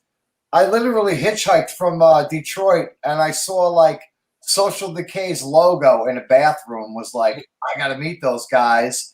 And then I seen the skull drawn, right? And then I saw that show at that first aid because I'm from Bricktown, born and raised in Brick. And I knew, rest in peace, John Saltarelli, you know, that was my man. I met him at the like state, the carnival. That's how we met as kids. So I met all those kids that day. So it's really cool. I think that was like your show. I was the guy with the green mohawk. I got all bloody. Everyone was it was all crazy. That was great times back then. We had done one show at that place, and the local football team showed up wanting to beat up the punk rockers. Yeah, that was a weird day, man. It was like multiple fights going on inside that place. Those were the days. Those were the days when the high school football team would show up to. Yeah, that was a big deal. Hey, it's Friday night. What are we gonna do? Let's go kick some punk rock ass. Hey, why not? Yeah, we used to roll up to some keggers once in a while on a Friday. A bunch of punk rockers into their. Yeah, it was crazy in Jersey. Different vibe. You've definitely felt more punk there. Oh yeah. They looked at you. Yeah, that's true. It's like if you would go to like just walk around the mall in New Jersey looking like punk rocker, somebody's gonna say shit to you or want to kick your ass. And here's a weird story. It's like me and Paul from AOD hooked up with X when they were playing at Hitsville back in like '81, and Billy Zoom needed to get a tube for his amp. So we took them to the local Radio Shack, and we're like all like psyched to be hanging out with X and stuff. And sure enough, man, it's like there's these New Jersey assholes are wanting to start a fight with Exene because she had blue hair at the time. And it's like we had to get the hell out of there. It was crazy. It was embarrassing for my state. You know? Yeah, I gotta say, like, as angry as I thought I was back then, that's what a great band like you gave us, is like a sense of humor in it all. Like we were like punk you, fuck the system. We're gonna do us. Yeah. That's right. Yeah, no, you couldn't help but laugh at the situation you're living in. I mean, for Christ's sake, the ground is smoldering in the Meadowlands. You know what I'm saying? It's like that's where we lived. You know. I was gonna say, hey, Rat Bones, did you know Scary Carrie in Detroit? Yes, absolutely. Yes. Yeah, he put on all our shows, man. Yeah. You know, I gotta say, even this era of you guys, like, I didn't get it. You know, like. I didn't get with the hippie vibe. Like, it's so funny that, you know, I love the songs. What we tried to do is go back to our punk rock roots, and not for nothing, that the scene like in the late 80s was really starting to turn into something a lot different. So we tried to take the piss out of it a little bit by doing that. We were never really into, like we weren't a heavy metal band. We were really into the Stooges and Red Cross and stuff like that around that era. But it was getting so violent that we really liked taking a couple pegs out of that. Yeah, perfect example. That's our promo shot that we gave our record label. It's the worst picture we could ever do of ourselves, and that's what we gave it for our promo shot. I love your man. I love your man's wearing the Styx shirt. Yeah, you can't get any worse than that, man. I mean, but you guys sort of, I mean, you had at that point had a pretty heavy sound, and weren't you like, didn't a couple of like heavy metal labels come courting you guys? Well, that was in like after Humongous Fungus came out in '85 or '86, whenever that was. I think it was '85. Every metal label was trying to sign us. Metal Blade, Megaforce. There was labels over in Europe that were trying to sign us, but we were, adamant that we were a punk band and we're not a metal band, and we didn't want to kind of go that DRI route because it wasn't where our hearts were at. If anything, if we were going to go in any direction, it was going to be back to like the punk rock stuff that we started with, like the Avengers and the Dickies and the Dictators and things like that. Yeah, that makes sense. Definitely the godfathers of speed, brother. Those records were fast. Yeah, those are fast, man. And as the drummer, those get harder and harder to play at every reunion. I'll tell you what, man. I wish I played the fucking flute. I'll tell you. Because playing drums, I mean, I got the real chore at keeping up with these guys, Yeah, like I want to come back as a bass player, right? Exactly. That's why a singer is, fine to be a singer. You don't have to carry equipment, and you don't have to play that fast and sweat your ass off. Got it. Rat Bones, you got anything on the way out here? Just a great show, man. Like hearing this old school stuff, and it takes you back to when we were all kids. I mean, at that first stage show, I think we were like spray painting bags and like huffing it. And the little ladies were like, "Are you kids all right?" And we were like, "Got any beer?" Good times. Good times. Yeah. I'll talk to you later, Rat. All right, guys. We'll see you later. Good to see you. Chucky Brown, our resident historian, says they did a benefit show for WRPR radio station in Ramapo College of New Jersey, and they hired the football team as bouncers? This is a true story. The college hired the football team to be the bouncers for the show. And that's always a good idea. That's like hiring the Hells Angels, bro. Right. But here's the genius of it. They paid them with free beer. So these guys had like just like the Hells Angels at Altamont. These guys were drunk, and as soon as like people started slam dancing, it was like a war, man. That's the kind of shit we had to put up with back in the day. We've had that happen more than once, unfortunately. We did a show in San Jose, California, with Exploited and Dag Nasty, and they hired a bunch of Nazi skinheads to be the bouncers, paid them a free beer. They were beating up everybody in the crowd, and then this gets really chaotic. The police raid the show because the promoter had broken into a warehouse to put the show on. And then once he got all the money from everybody coming in, he called the police and left with all our money. So thousands of dollars. I mean, it sold out. The Exploited, Dag Nasty, AOD sold out. This guy takes off with our money. And then the police are like, "Hey, you got 5 minutes to get out of here or we're arresting you." It was like, Jesus fucking Christ. Wow. You can't make that up. No, I wish we could. Holy shit. All of us, all three bands, us, the Exploited, and Dag Nasty, were going like bar to bar looking for this guy. Oh. And we couldn't find him. And he never to be heard from again? Never to be heard from again. And this was in San Jose? Yeah, it was San Jose, California. Yep. Ouch. Yep. Man, it's a long way to the top if you want to rock and roll, right? That's it, man. You pay your dues, right? What's going on here? Is this a That's a good example of a local New Jersey show that the kids put on themselves. That was a place called the Rainbow Room in Passaic, and the Cro-Mags played that place like a week later. Oh, But wow. it was a good local show, and it was a summertime and good attendance, and everybody's going off and have a great time. Yeah, that's a good one. I like the old black and white, the old black and white Yeah, shots. me too. Here's another one while we're sort of dancing around, looking at some photos. This one says Danceteria on it. I assume this is probably 80. I see Johnny Stiff standing Yes, there. sure do. Now, this is a great show, and I started bringing this up earlier because we did this show at Danceteria. We came out dressed like nuns, and then I did a drum solo, and the rest of the band changed into prom dresses. And it was a funny show. I mean, and then we got done with the show, and I'm walking out to go to the back bar, and I pass Bruce Dickinson from Iron Maiden and Steve Harris from Iron Maiden. This was at Danceteria? At Danceteria. They were at the show. So was Dee Snider that night. They were Wow. all at that show. They just happened to be there. And these guys in Iron Maiden looked at me like I just walked into a kindergarten with my cock out, dude. They made me look a disgust like you have never seen. It was just like, oh.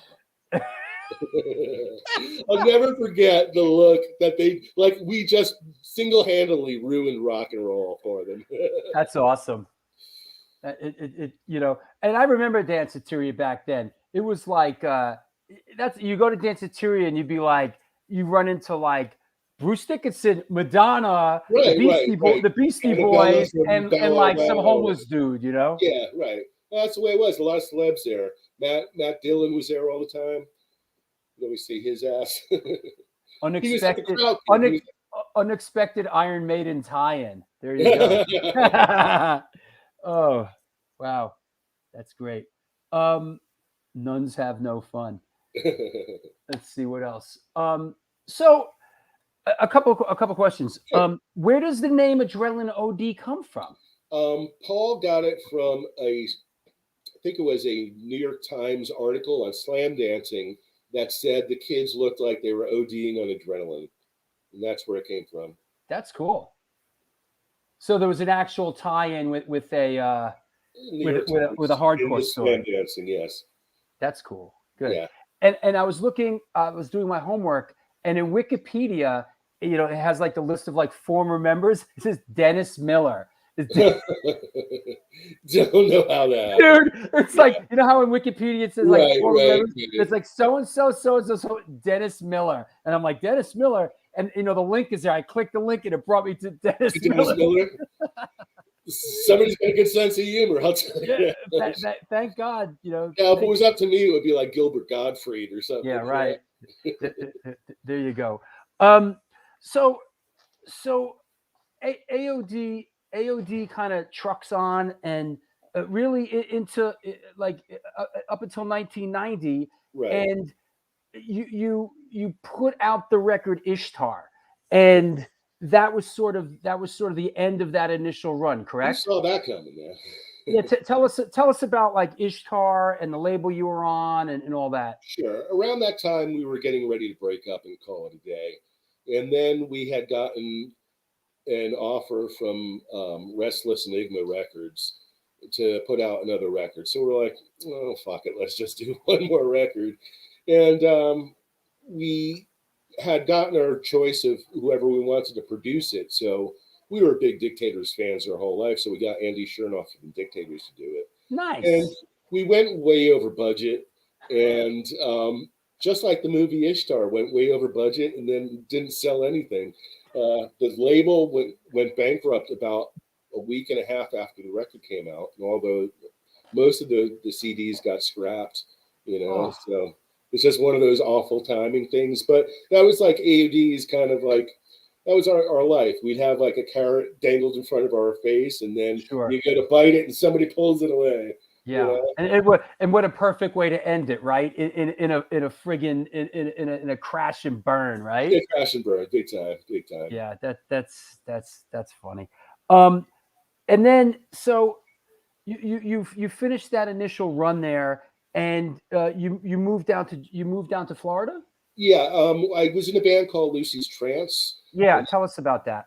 We got signed. It was my friend Anthony from Sacred Denial. Anthony Trance was the singer, and they brought me in while I was still in that Grime Lord band because they had label interests. So I did one show with them at the Pipeline in Newark, New Jersey, and they ended up getting signed by the CEO of Atlantic, who wanted to make this band his personal project. So we got signed. Okay. They got us. Okay. They got us a house and a rehearsal studio, and for a year they didn't want us to do any shows. They didn't want us to get management. They wanted to kind of puppet us, you know, and pick out our lawyers and pick out our management. And we had some interactions with the labels. The bad thing happened when a year of being like in a band on Atlantic with a budget and equipment and some money, and you're not playing. I think the younger members in the band, like, it went to their head, and they started getting into drugs. And the 21-year-old guitarist Chris Crowley died, and at his funeral, we got flowers from Atlantic Records with a letter that said, "We're really sorry to hear about the passing of Chris Crowley. Unfortunately, you have now breached your contract with us, and we are dropping you from the label." So that was pretty cold, you know, I'm saying, at the day of the funeral. And then not too long after that, Anthony ended up dying as well from an overdose. Wow. So it was just one of those cursed bands that, you know, great songs. Yeah, it ended in a drug-fueled disaster, huh? It was, you know, it was just these people were too young to handle it, I think, you know. And that was it, man. That was the end of it. So I had nothing going on, and the business I was working for was going to move to Florida, and I just said, fuck it, I'll move, and that's it. I've been here since 1995. In the same spot, the Orlando area? Yes. I'm just outside of Orlando. I mean, it's a great town to live. I've been a big fish in a small pond and have had the opportunities that, like, a lot of people don't get. Like, every band that I start gets great shows here. It's like I've opened for Iggy Pop. I've opened for the New York Dolls. Nice. I've opened for the Dead Kennedys. I mean, we've had some big shows down here just because of, you know, AOD in the background. So, you know, knock wood, man. That's the gift that keeps on giving, you know? Yeah, no, that's great. Yeah. Christopher Valdez says everyone was on Enigma or Restless. That's true. Yeah. That's right. Yeah, pretty much so. Any other? I know you were in the Hybrids, November Charlie, the F Pipes. Anything really, looking back, resonate, like something special from any of those bands? My favorite band of all the post AOD bands was called the Rondos, which was I pronouncing that right? The Rondos. Rondos, which was a power pop band, kind of like Irish influenced power pop band, like the Undertones. That's cool. And we had our bass player was Chopper Steppy from Chicago, who was also in hardcore bands like Rights of the Accused and Negative Element. Right on. And that band was great, man. It's like we were around for a short time. And another unfortunate thing, our guitar player had filled in for a band that he was friends with. They had taken a break in between sets. He went out back to smoke a cigarette. They got robbed at gunpoint, and somebody ended up shooting him and killing him. Oh my God! Yeah, it was a terrible thing, man. That was in Florida? That was here in Florida. Yeah. Reminds me of that horrible Henry Rollins story with Joe Cole when they got robbed and Joe Cole got killed, like right in front of him in Venice. Right where my brother lives, like right there where I was living for a while. It was like, that was horrible, man. Yeah, it was tough. And like, this guy was a musician that played in so many bands in town that when he passed away, they started an actual festival called Ralph Fest in his honor. And wow. The first time they did it, like, the entire city came out, man. It was thousands of people. Sure. For the show. It was, it's touching, but it was a good band. It's sad that he's gone, you know. That's heavy. I know this as in, let me take my final break here. Let me shout out some sponsors to come back, and let's talk about the AOD reunions you've done and the short music for short people comp and stuff like that. Okay.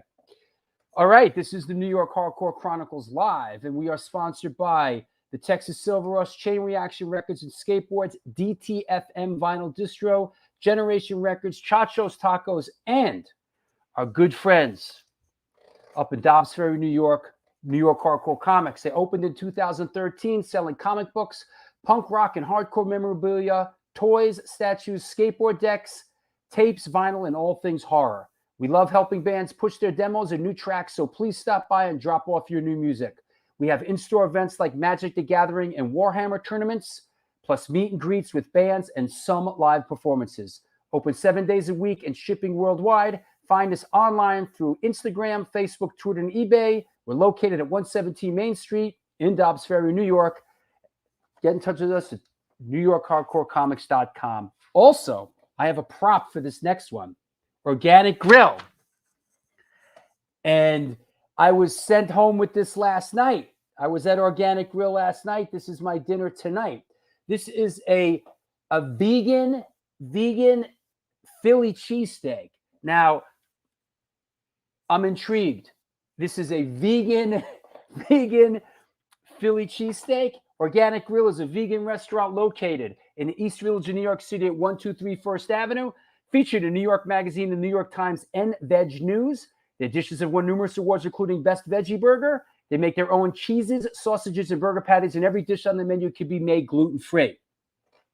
This year, they're celebrating their 21st anniversary, and they're all about having a great time while enjoying amazing, clean food. They have now fully reopened for business and look forward to seeing you. Get in touch with them. Order some great food at www.theorganicgrill.com. What's up? I even got some sauerkraut with that, right? That's what I'm eating for dinner, man. What's up with that? Woo! Vegan Philly cheese steak. I hope that shit's good. Right? Yeah, looks good, right, Ashley? Vlad hooked me up. Vlad's the man. He sent me home. He sent me home with some grub. Yeah, man. Listen, Vlad don't fuck around, yo. You don't fuck around. That's not fair, showing us a plate while some of us have the munchies. I know all you 420 people out there. I see, oh, it's 420, you know? Hey, Laura Zeitlin, where you been? Your name came up. We showed a picture with you and everything. All right, Dave, yeah. We can't believe you missed it either. Me and Dave are crushed. We're going to bring Dave back. We'll bring Dave back. You know, maybe we'll put the picture back up that you're on, just so. Working, huh? God, you better get your priorities straight, woman. Yeah. You know, that said, yeah, no bacon. There's no bacon. I don't think it's vegan, yo. Ain't no bacon in that. So that said, we'll find the picture again. All right. Let's do this, gang. Let's bring our guests back on. Questions. Let's hear some questions from around the world. Any questions for Dave, Scott Schwartzman, AOD, any Jersey? Come on, let's get down. Let's have some fun. Dave Scott Schwartzman.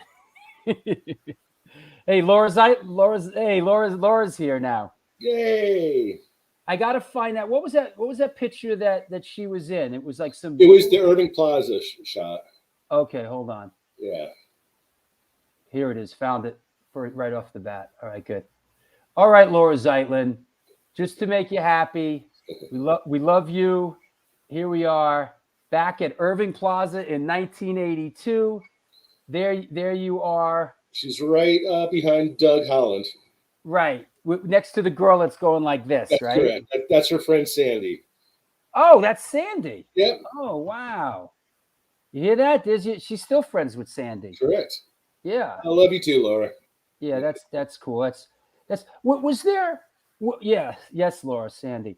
Was there like when you were growing up in Jersey there, I assume there was like cross-pollination. I know there was like the whole Nutley crew with Randy Underwood and Keith and Kabula. Was there like cross-pollination with these Jersey towns? Oh yeah, we all knew each other. I mean, everybody would show up at the same shows.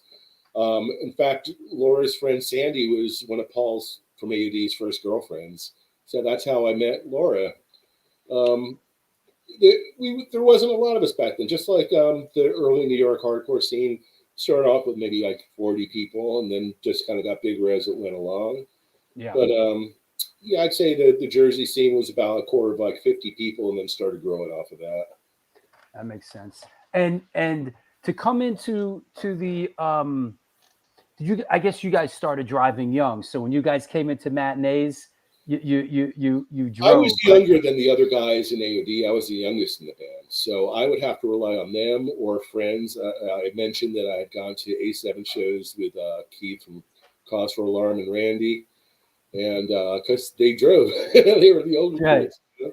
And any way you could get into the city for a show, man, I was down. So I had a lot of older friends that would give me lifts into the city. You know? Cool. Eddie Medina wants to know any future AOD shows. Yeah, actually, we're talking about doing a series of East Coast shows starting probably next spring.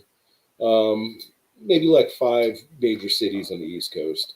And we got a guest band that I'm not going to tell you who yet that we're going to be doing some shows with. So yeah, we are going to be doing some shows, and we'll be back in the Jersey area, New York, Boston, probably DC.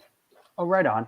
And when you guys sort of took a hiatus in 1990, the first reunion was the first. You guys seem to get back together like every like 10 years, right? Right. It took 5 years for the first reunion show, and that was at Maxwell's in Hoboken.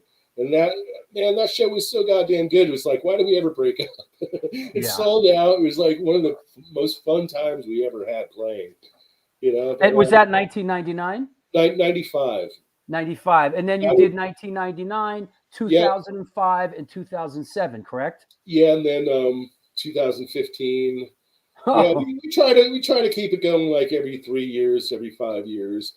Yeah, it depends. I had like some issues with I kept getting into car accidents, so every time like we want to do like some shows, my neck would be screwed up, so I wasn't able to do anything. So we're finally at a point now where everybody's healthy enough. So yeah, we're gonna start playing. We're supposed to do, unfortunately, our first Europe tour last year, and thanks to COVID, you were going to play Rebellion Fest, right? Yeah, we were on one of the best shows on Rebellion Fest. Damn, bro, it was hard, man. It's like we had like 3 festival shows and then a bunch of headlining shows across Europe, and we were so looking forward to going there. It sucks. That sucks, man. But you know, hey, as long as you're still alive, man, you know, there's always another year. So yeah, hopefully this COVID shit will end. Absolutely. Chucky Brown, once again, in 2013, Jack White, the White Stripes, and Gibby Haynes, Butthole Surfers, collaborated on a cover of Adrenalin OD song "Paul's Not Home" off the Wacky Hijinks album. Can you speak on that? Yeah, that was a shocker. I got an email from I think it was Mickey from Ween, from the band Ween. And he's like, hey, Gibby was looking for you guys. He wants to do a cover of Paul's Not Home with Jack White. Yeah, I thought it was a joke. You know, it's like, what? Like, what? And sure enough, they came out and they did a pressing on medical x-rays. And it's the first time they've ever pressed records on medical x-rays since the Cold War days. Back like in Russia used to do that because they wouldn't allow music in Russia. So they used to actually press records on medical x-rays. Really? So they did like a limited edition of like. How do you listen to that? It's like a flexi disc, dude. Remember the flexi disc? Of course. So that plays on a regular turntable? Yeah. I did not know such things existed. Yeah, and the limited pressing they did of like 100 or something on the flexi disc, on the x-rays, they're selling for like $500 to $1,000 these days on eBay. I don't even have one. That's awesome. Yeah, but it was cool to see, like, you know, you got a Grammy Award winner covering an AOD song. That was kind of cool. Absolutely. Here's our good friend Joel Ghostin checking in. He's coming up on the show. When's Joe on the show? Joe's on the show. I got to look that up. Hey Dave, I got heavy into the New Jersey scene as a kid during the post Ishtar Lucy's Trance days. Missed that band. Joel. Yeah, Lucy's Trance was a good band, man. We, you know, fun band and great songs. I wish we could have at least recorded the full album. You know, it was kind of like a cross between Black Crowes, Guns N' Roses, and the Dead Boys, like right down the middle. That's cool. I like that, you know. Yeah, Joel's on the show August 25th, so Cool. should be cool. What else we got? Post up your questions. Anything, any humor. Come on, we got a couple minutes here. Is he familiar with, let me get rid of this. Yes, I am. Is he familiar with the video of Fenriz? Fenriz, yes. Of Norwegian black metal band Dark Throne being interviewed and listening to Rock and Roll Gas Station while completely wasted. I know nothing about this, bro. This is a weird thing, but Fenriz from the very popular death metal band Dark Throne from Norway was being interviewed for a German TV station, and he played Rock and Roll Gas Station for them and was just like saying, you got to listen to this, you got to listen to this. And that video, which was on YouTube, got like over 100,000 hits, man. I mean, he's like more than anything, like any AOD stuff ever picked up. And it went viral. It's crazy. And now all these like dark death metal people are big AOD fans because of it, which is really fucking weird, dude. That's great. That's great.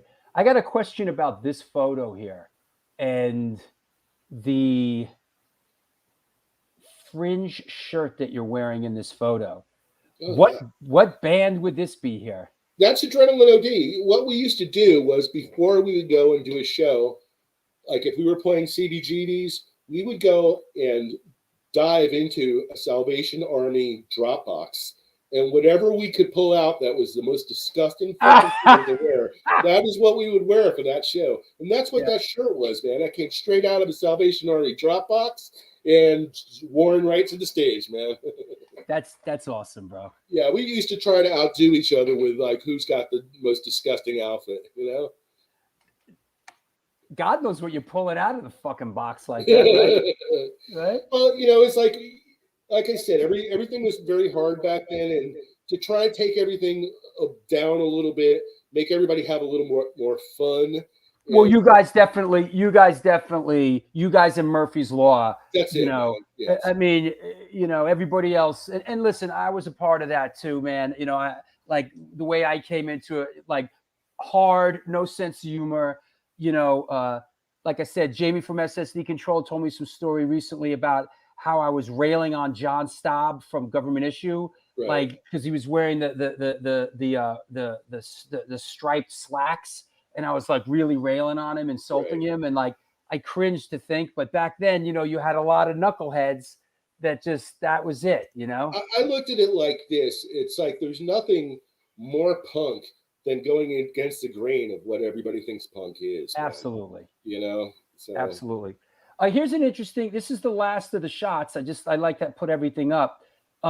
This one, it has a copyright 2005, and it says "Touch Chicago." That was a show from 1984 on the first tour, and we played Chicago at a place called Tuts.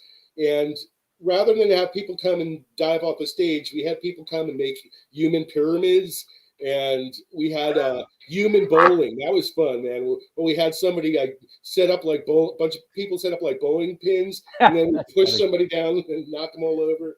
We used to do fun stuff like that when we played. That's a good human pyramid, though. That's a good example of an AOD show. Dave, who are your top 3 drummers overall, not just punk hardcore? Okay, well, obviously Chuck Biscuits, king of punk. Now, if I'm going off, I'm going with Glenn Burke, who we talked about earlier.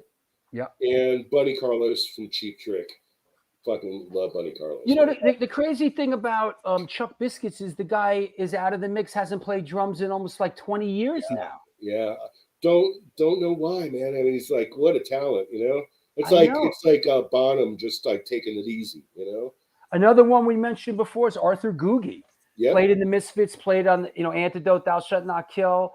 You know, guy doesn't play drums anymore. Yeah. Well, Harley was a great drummer, you know. Harley was and is. Harley's a great drummer, for sure. Yeah. What is this? Jim Dooley. Dave, do you have time to discuss the gig at Satin Dolls Bada Bing Club off 17 in Lodi? You guys playing strip bars? We had played that place before it became the Bada Bing. It's the actual location of the Bada Bing from Sopranos. I see. Yeah, That's not the show. That's not the show place, is it? No, this is a place that was called Satin Dolls in Lodi, New Jersey, sure. home of the Misfits. Yeah.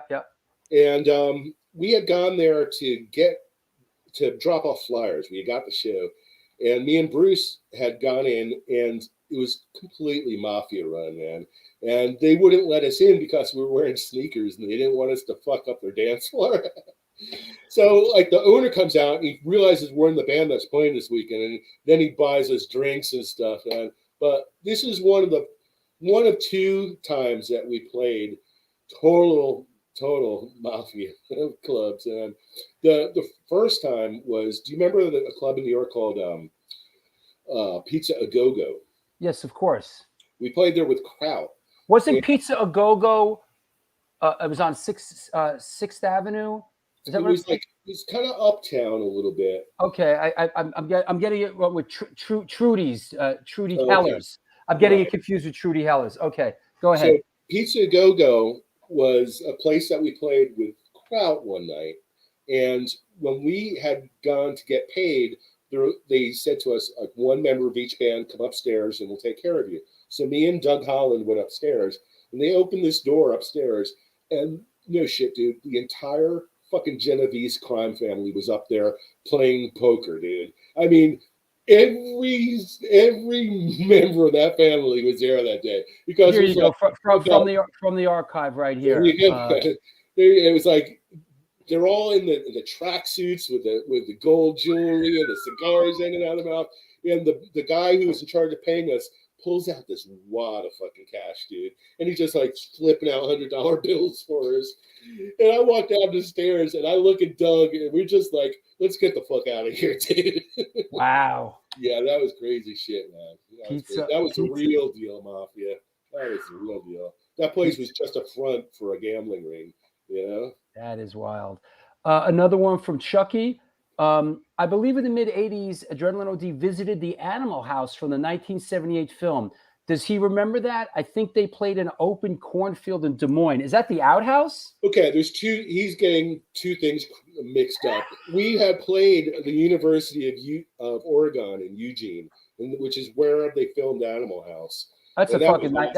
I know that location. That's a beautiful college. Yeah, we got to see the Delta House. We got to see the cafeteria. We had such a great time that day. And the awesome. field in Des Moines he's talking about was, we played a place called the Circle A Ranch in the middle of nowhere in Des Moines, and it was at night. They had a generator that ran the whole show. And I remember having to carry my drums across a stream that had all these water moccasins in it. And we sit up on the ground, and as I'm playing my drums, there's a spider making a web on my drum set. And we ended up getting calls from the neighbors because it was too loud, and the nearest neighbors lived 2.5 miles away, which is crazy, dude.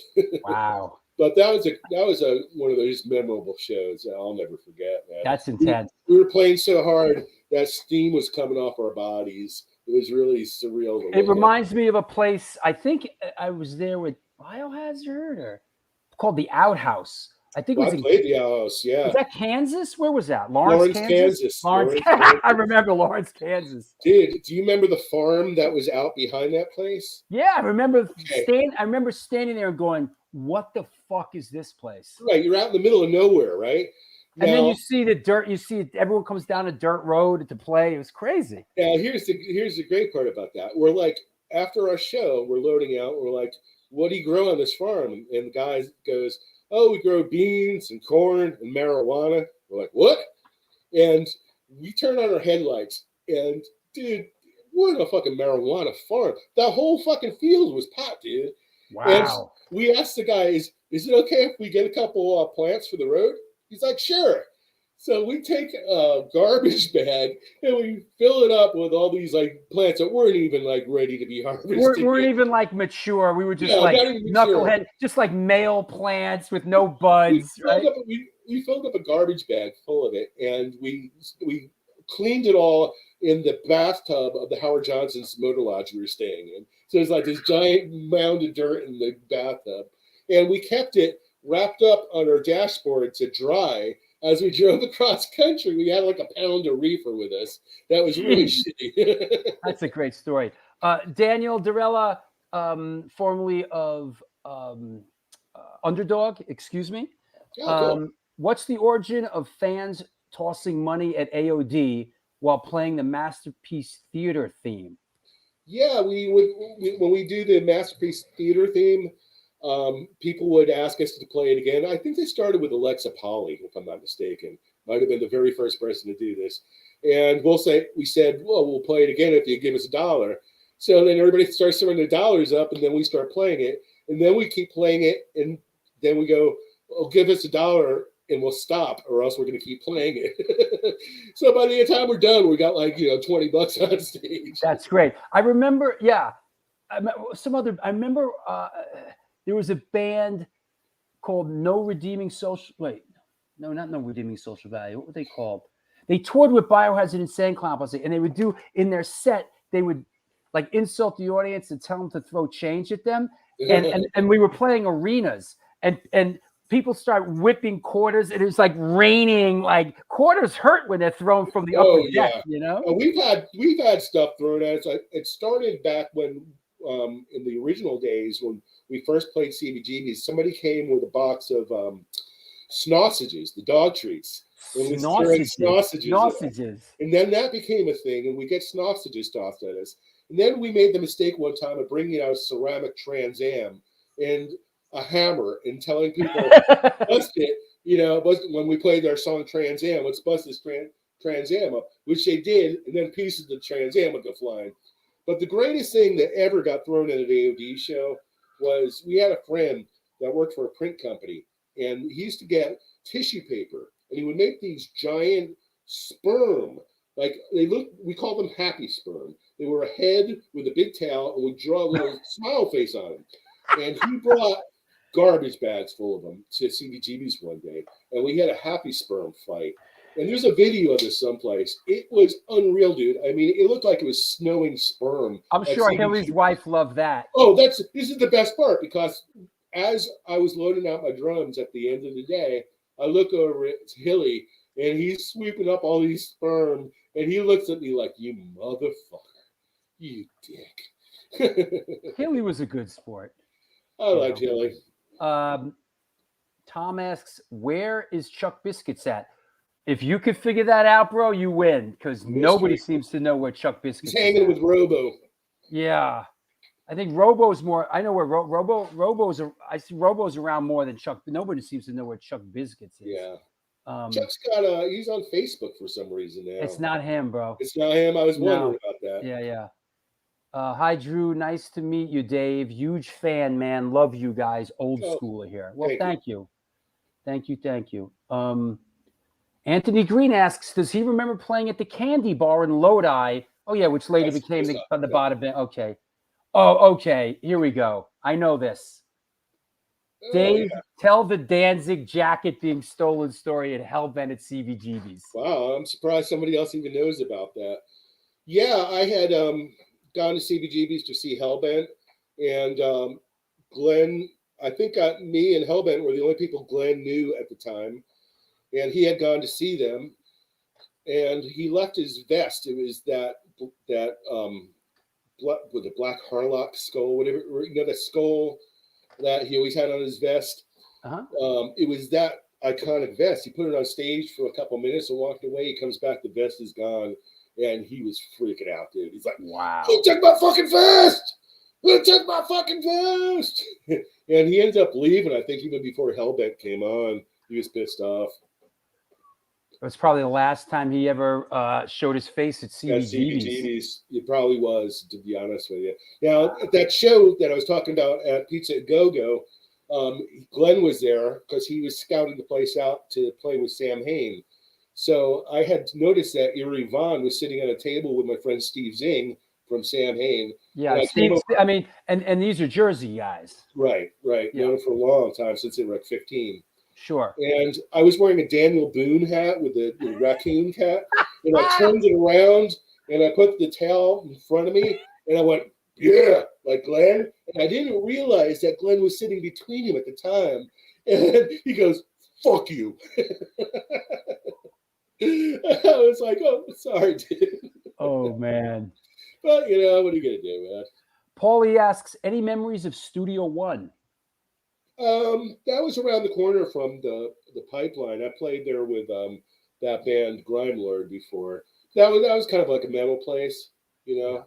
I remember the Pipeline. Yeah.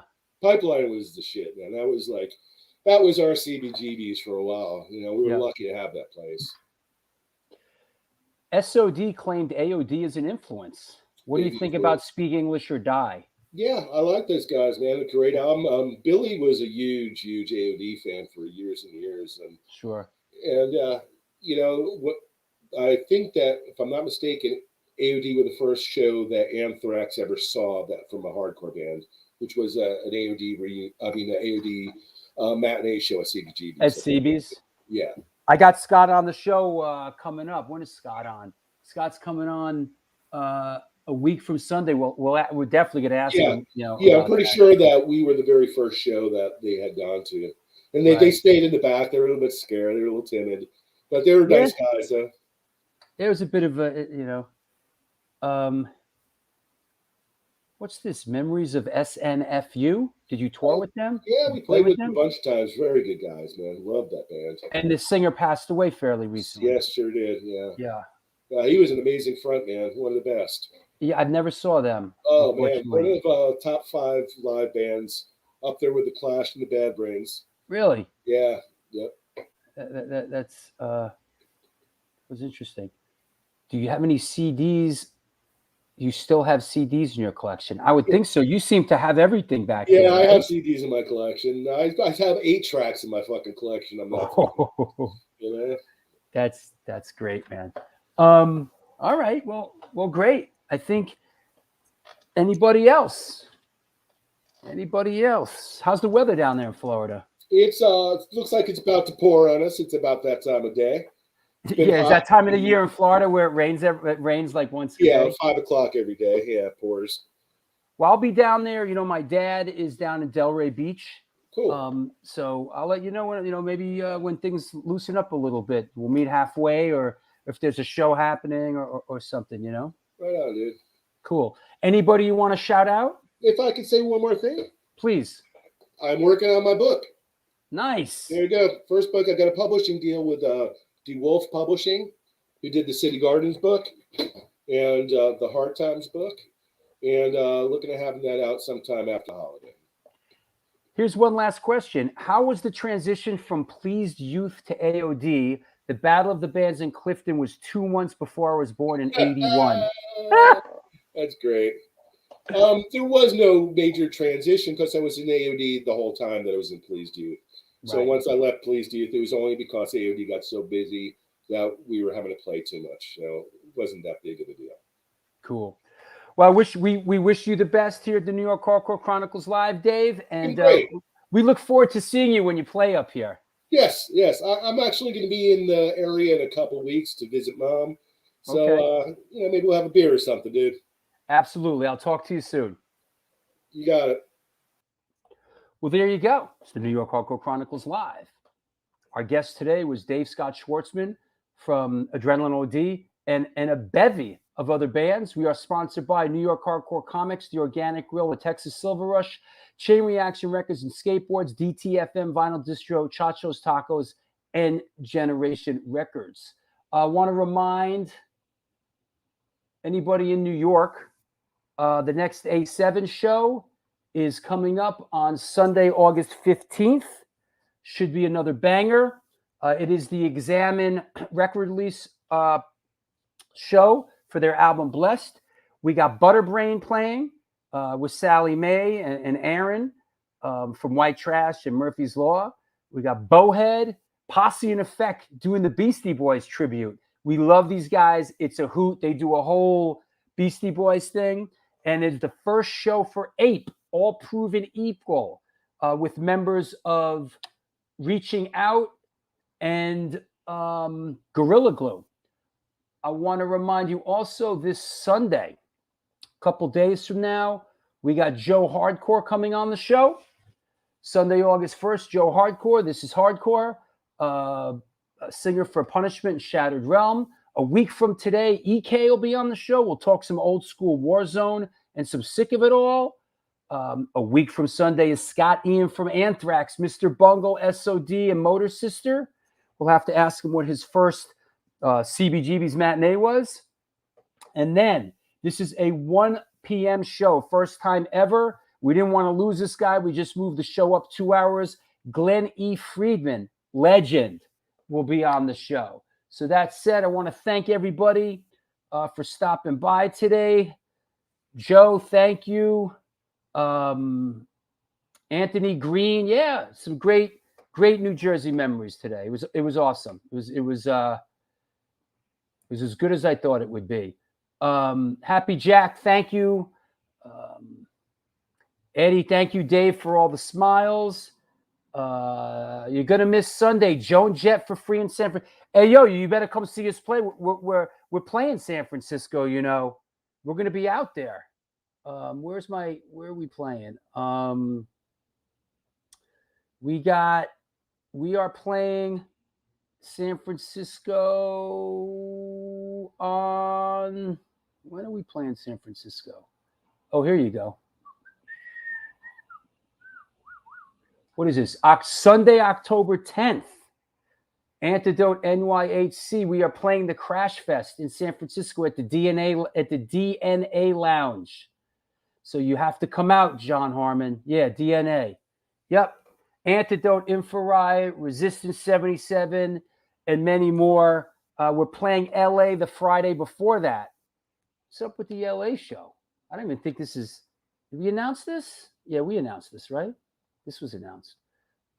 We are playing Alex's Bar, the happening place to play in Orange County. We are playing Alex's Bar with Fang and Dissension and Count Time.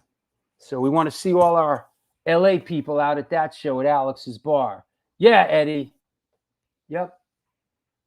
We'll see you there, Eddie. And the 8th is Alex's Bar.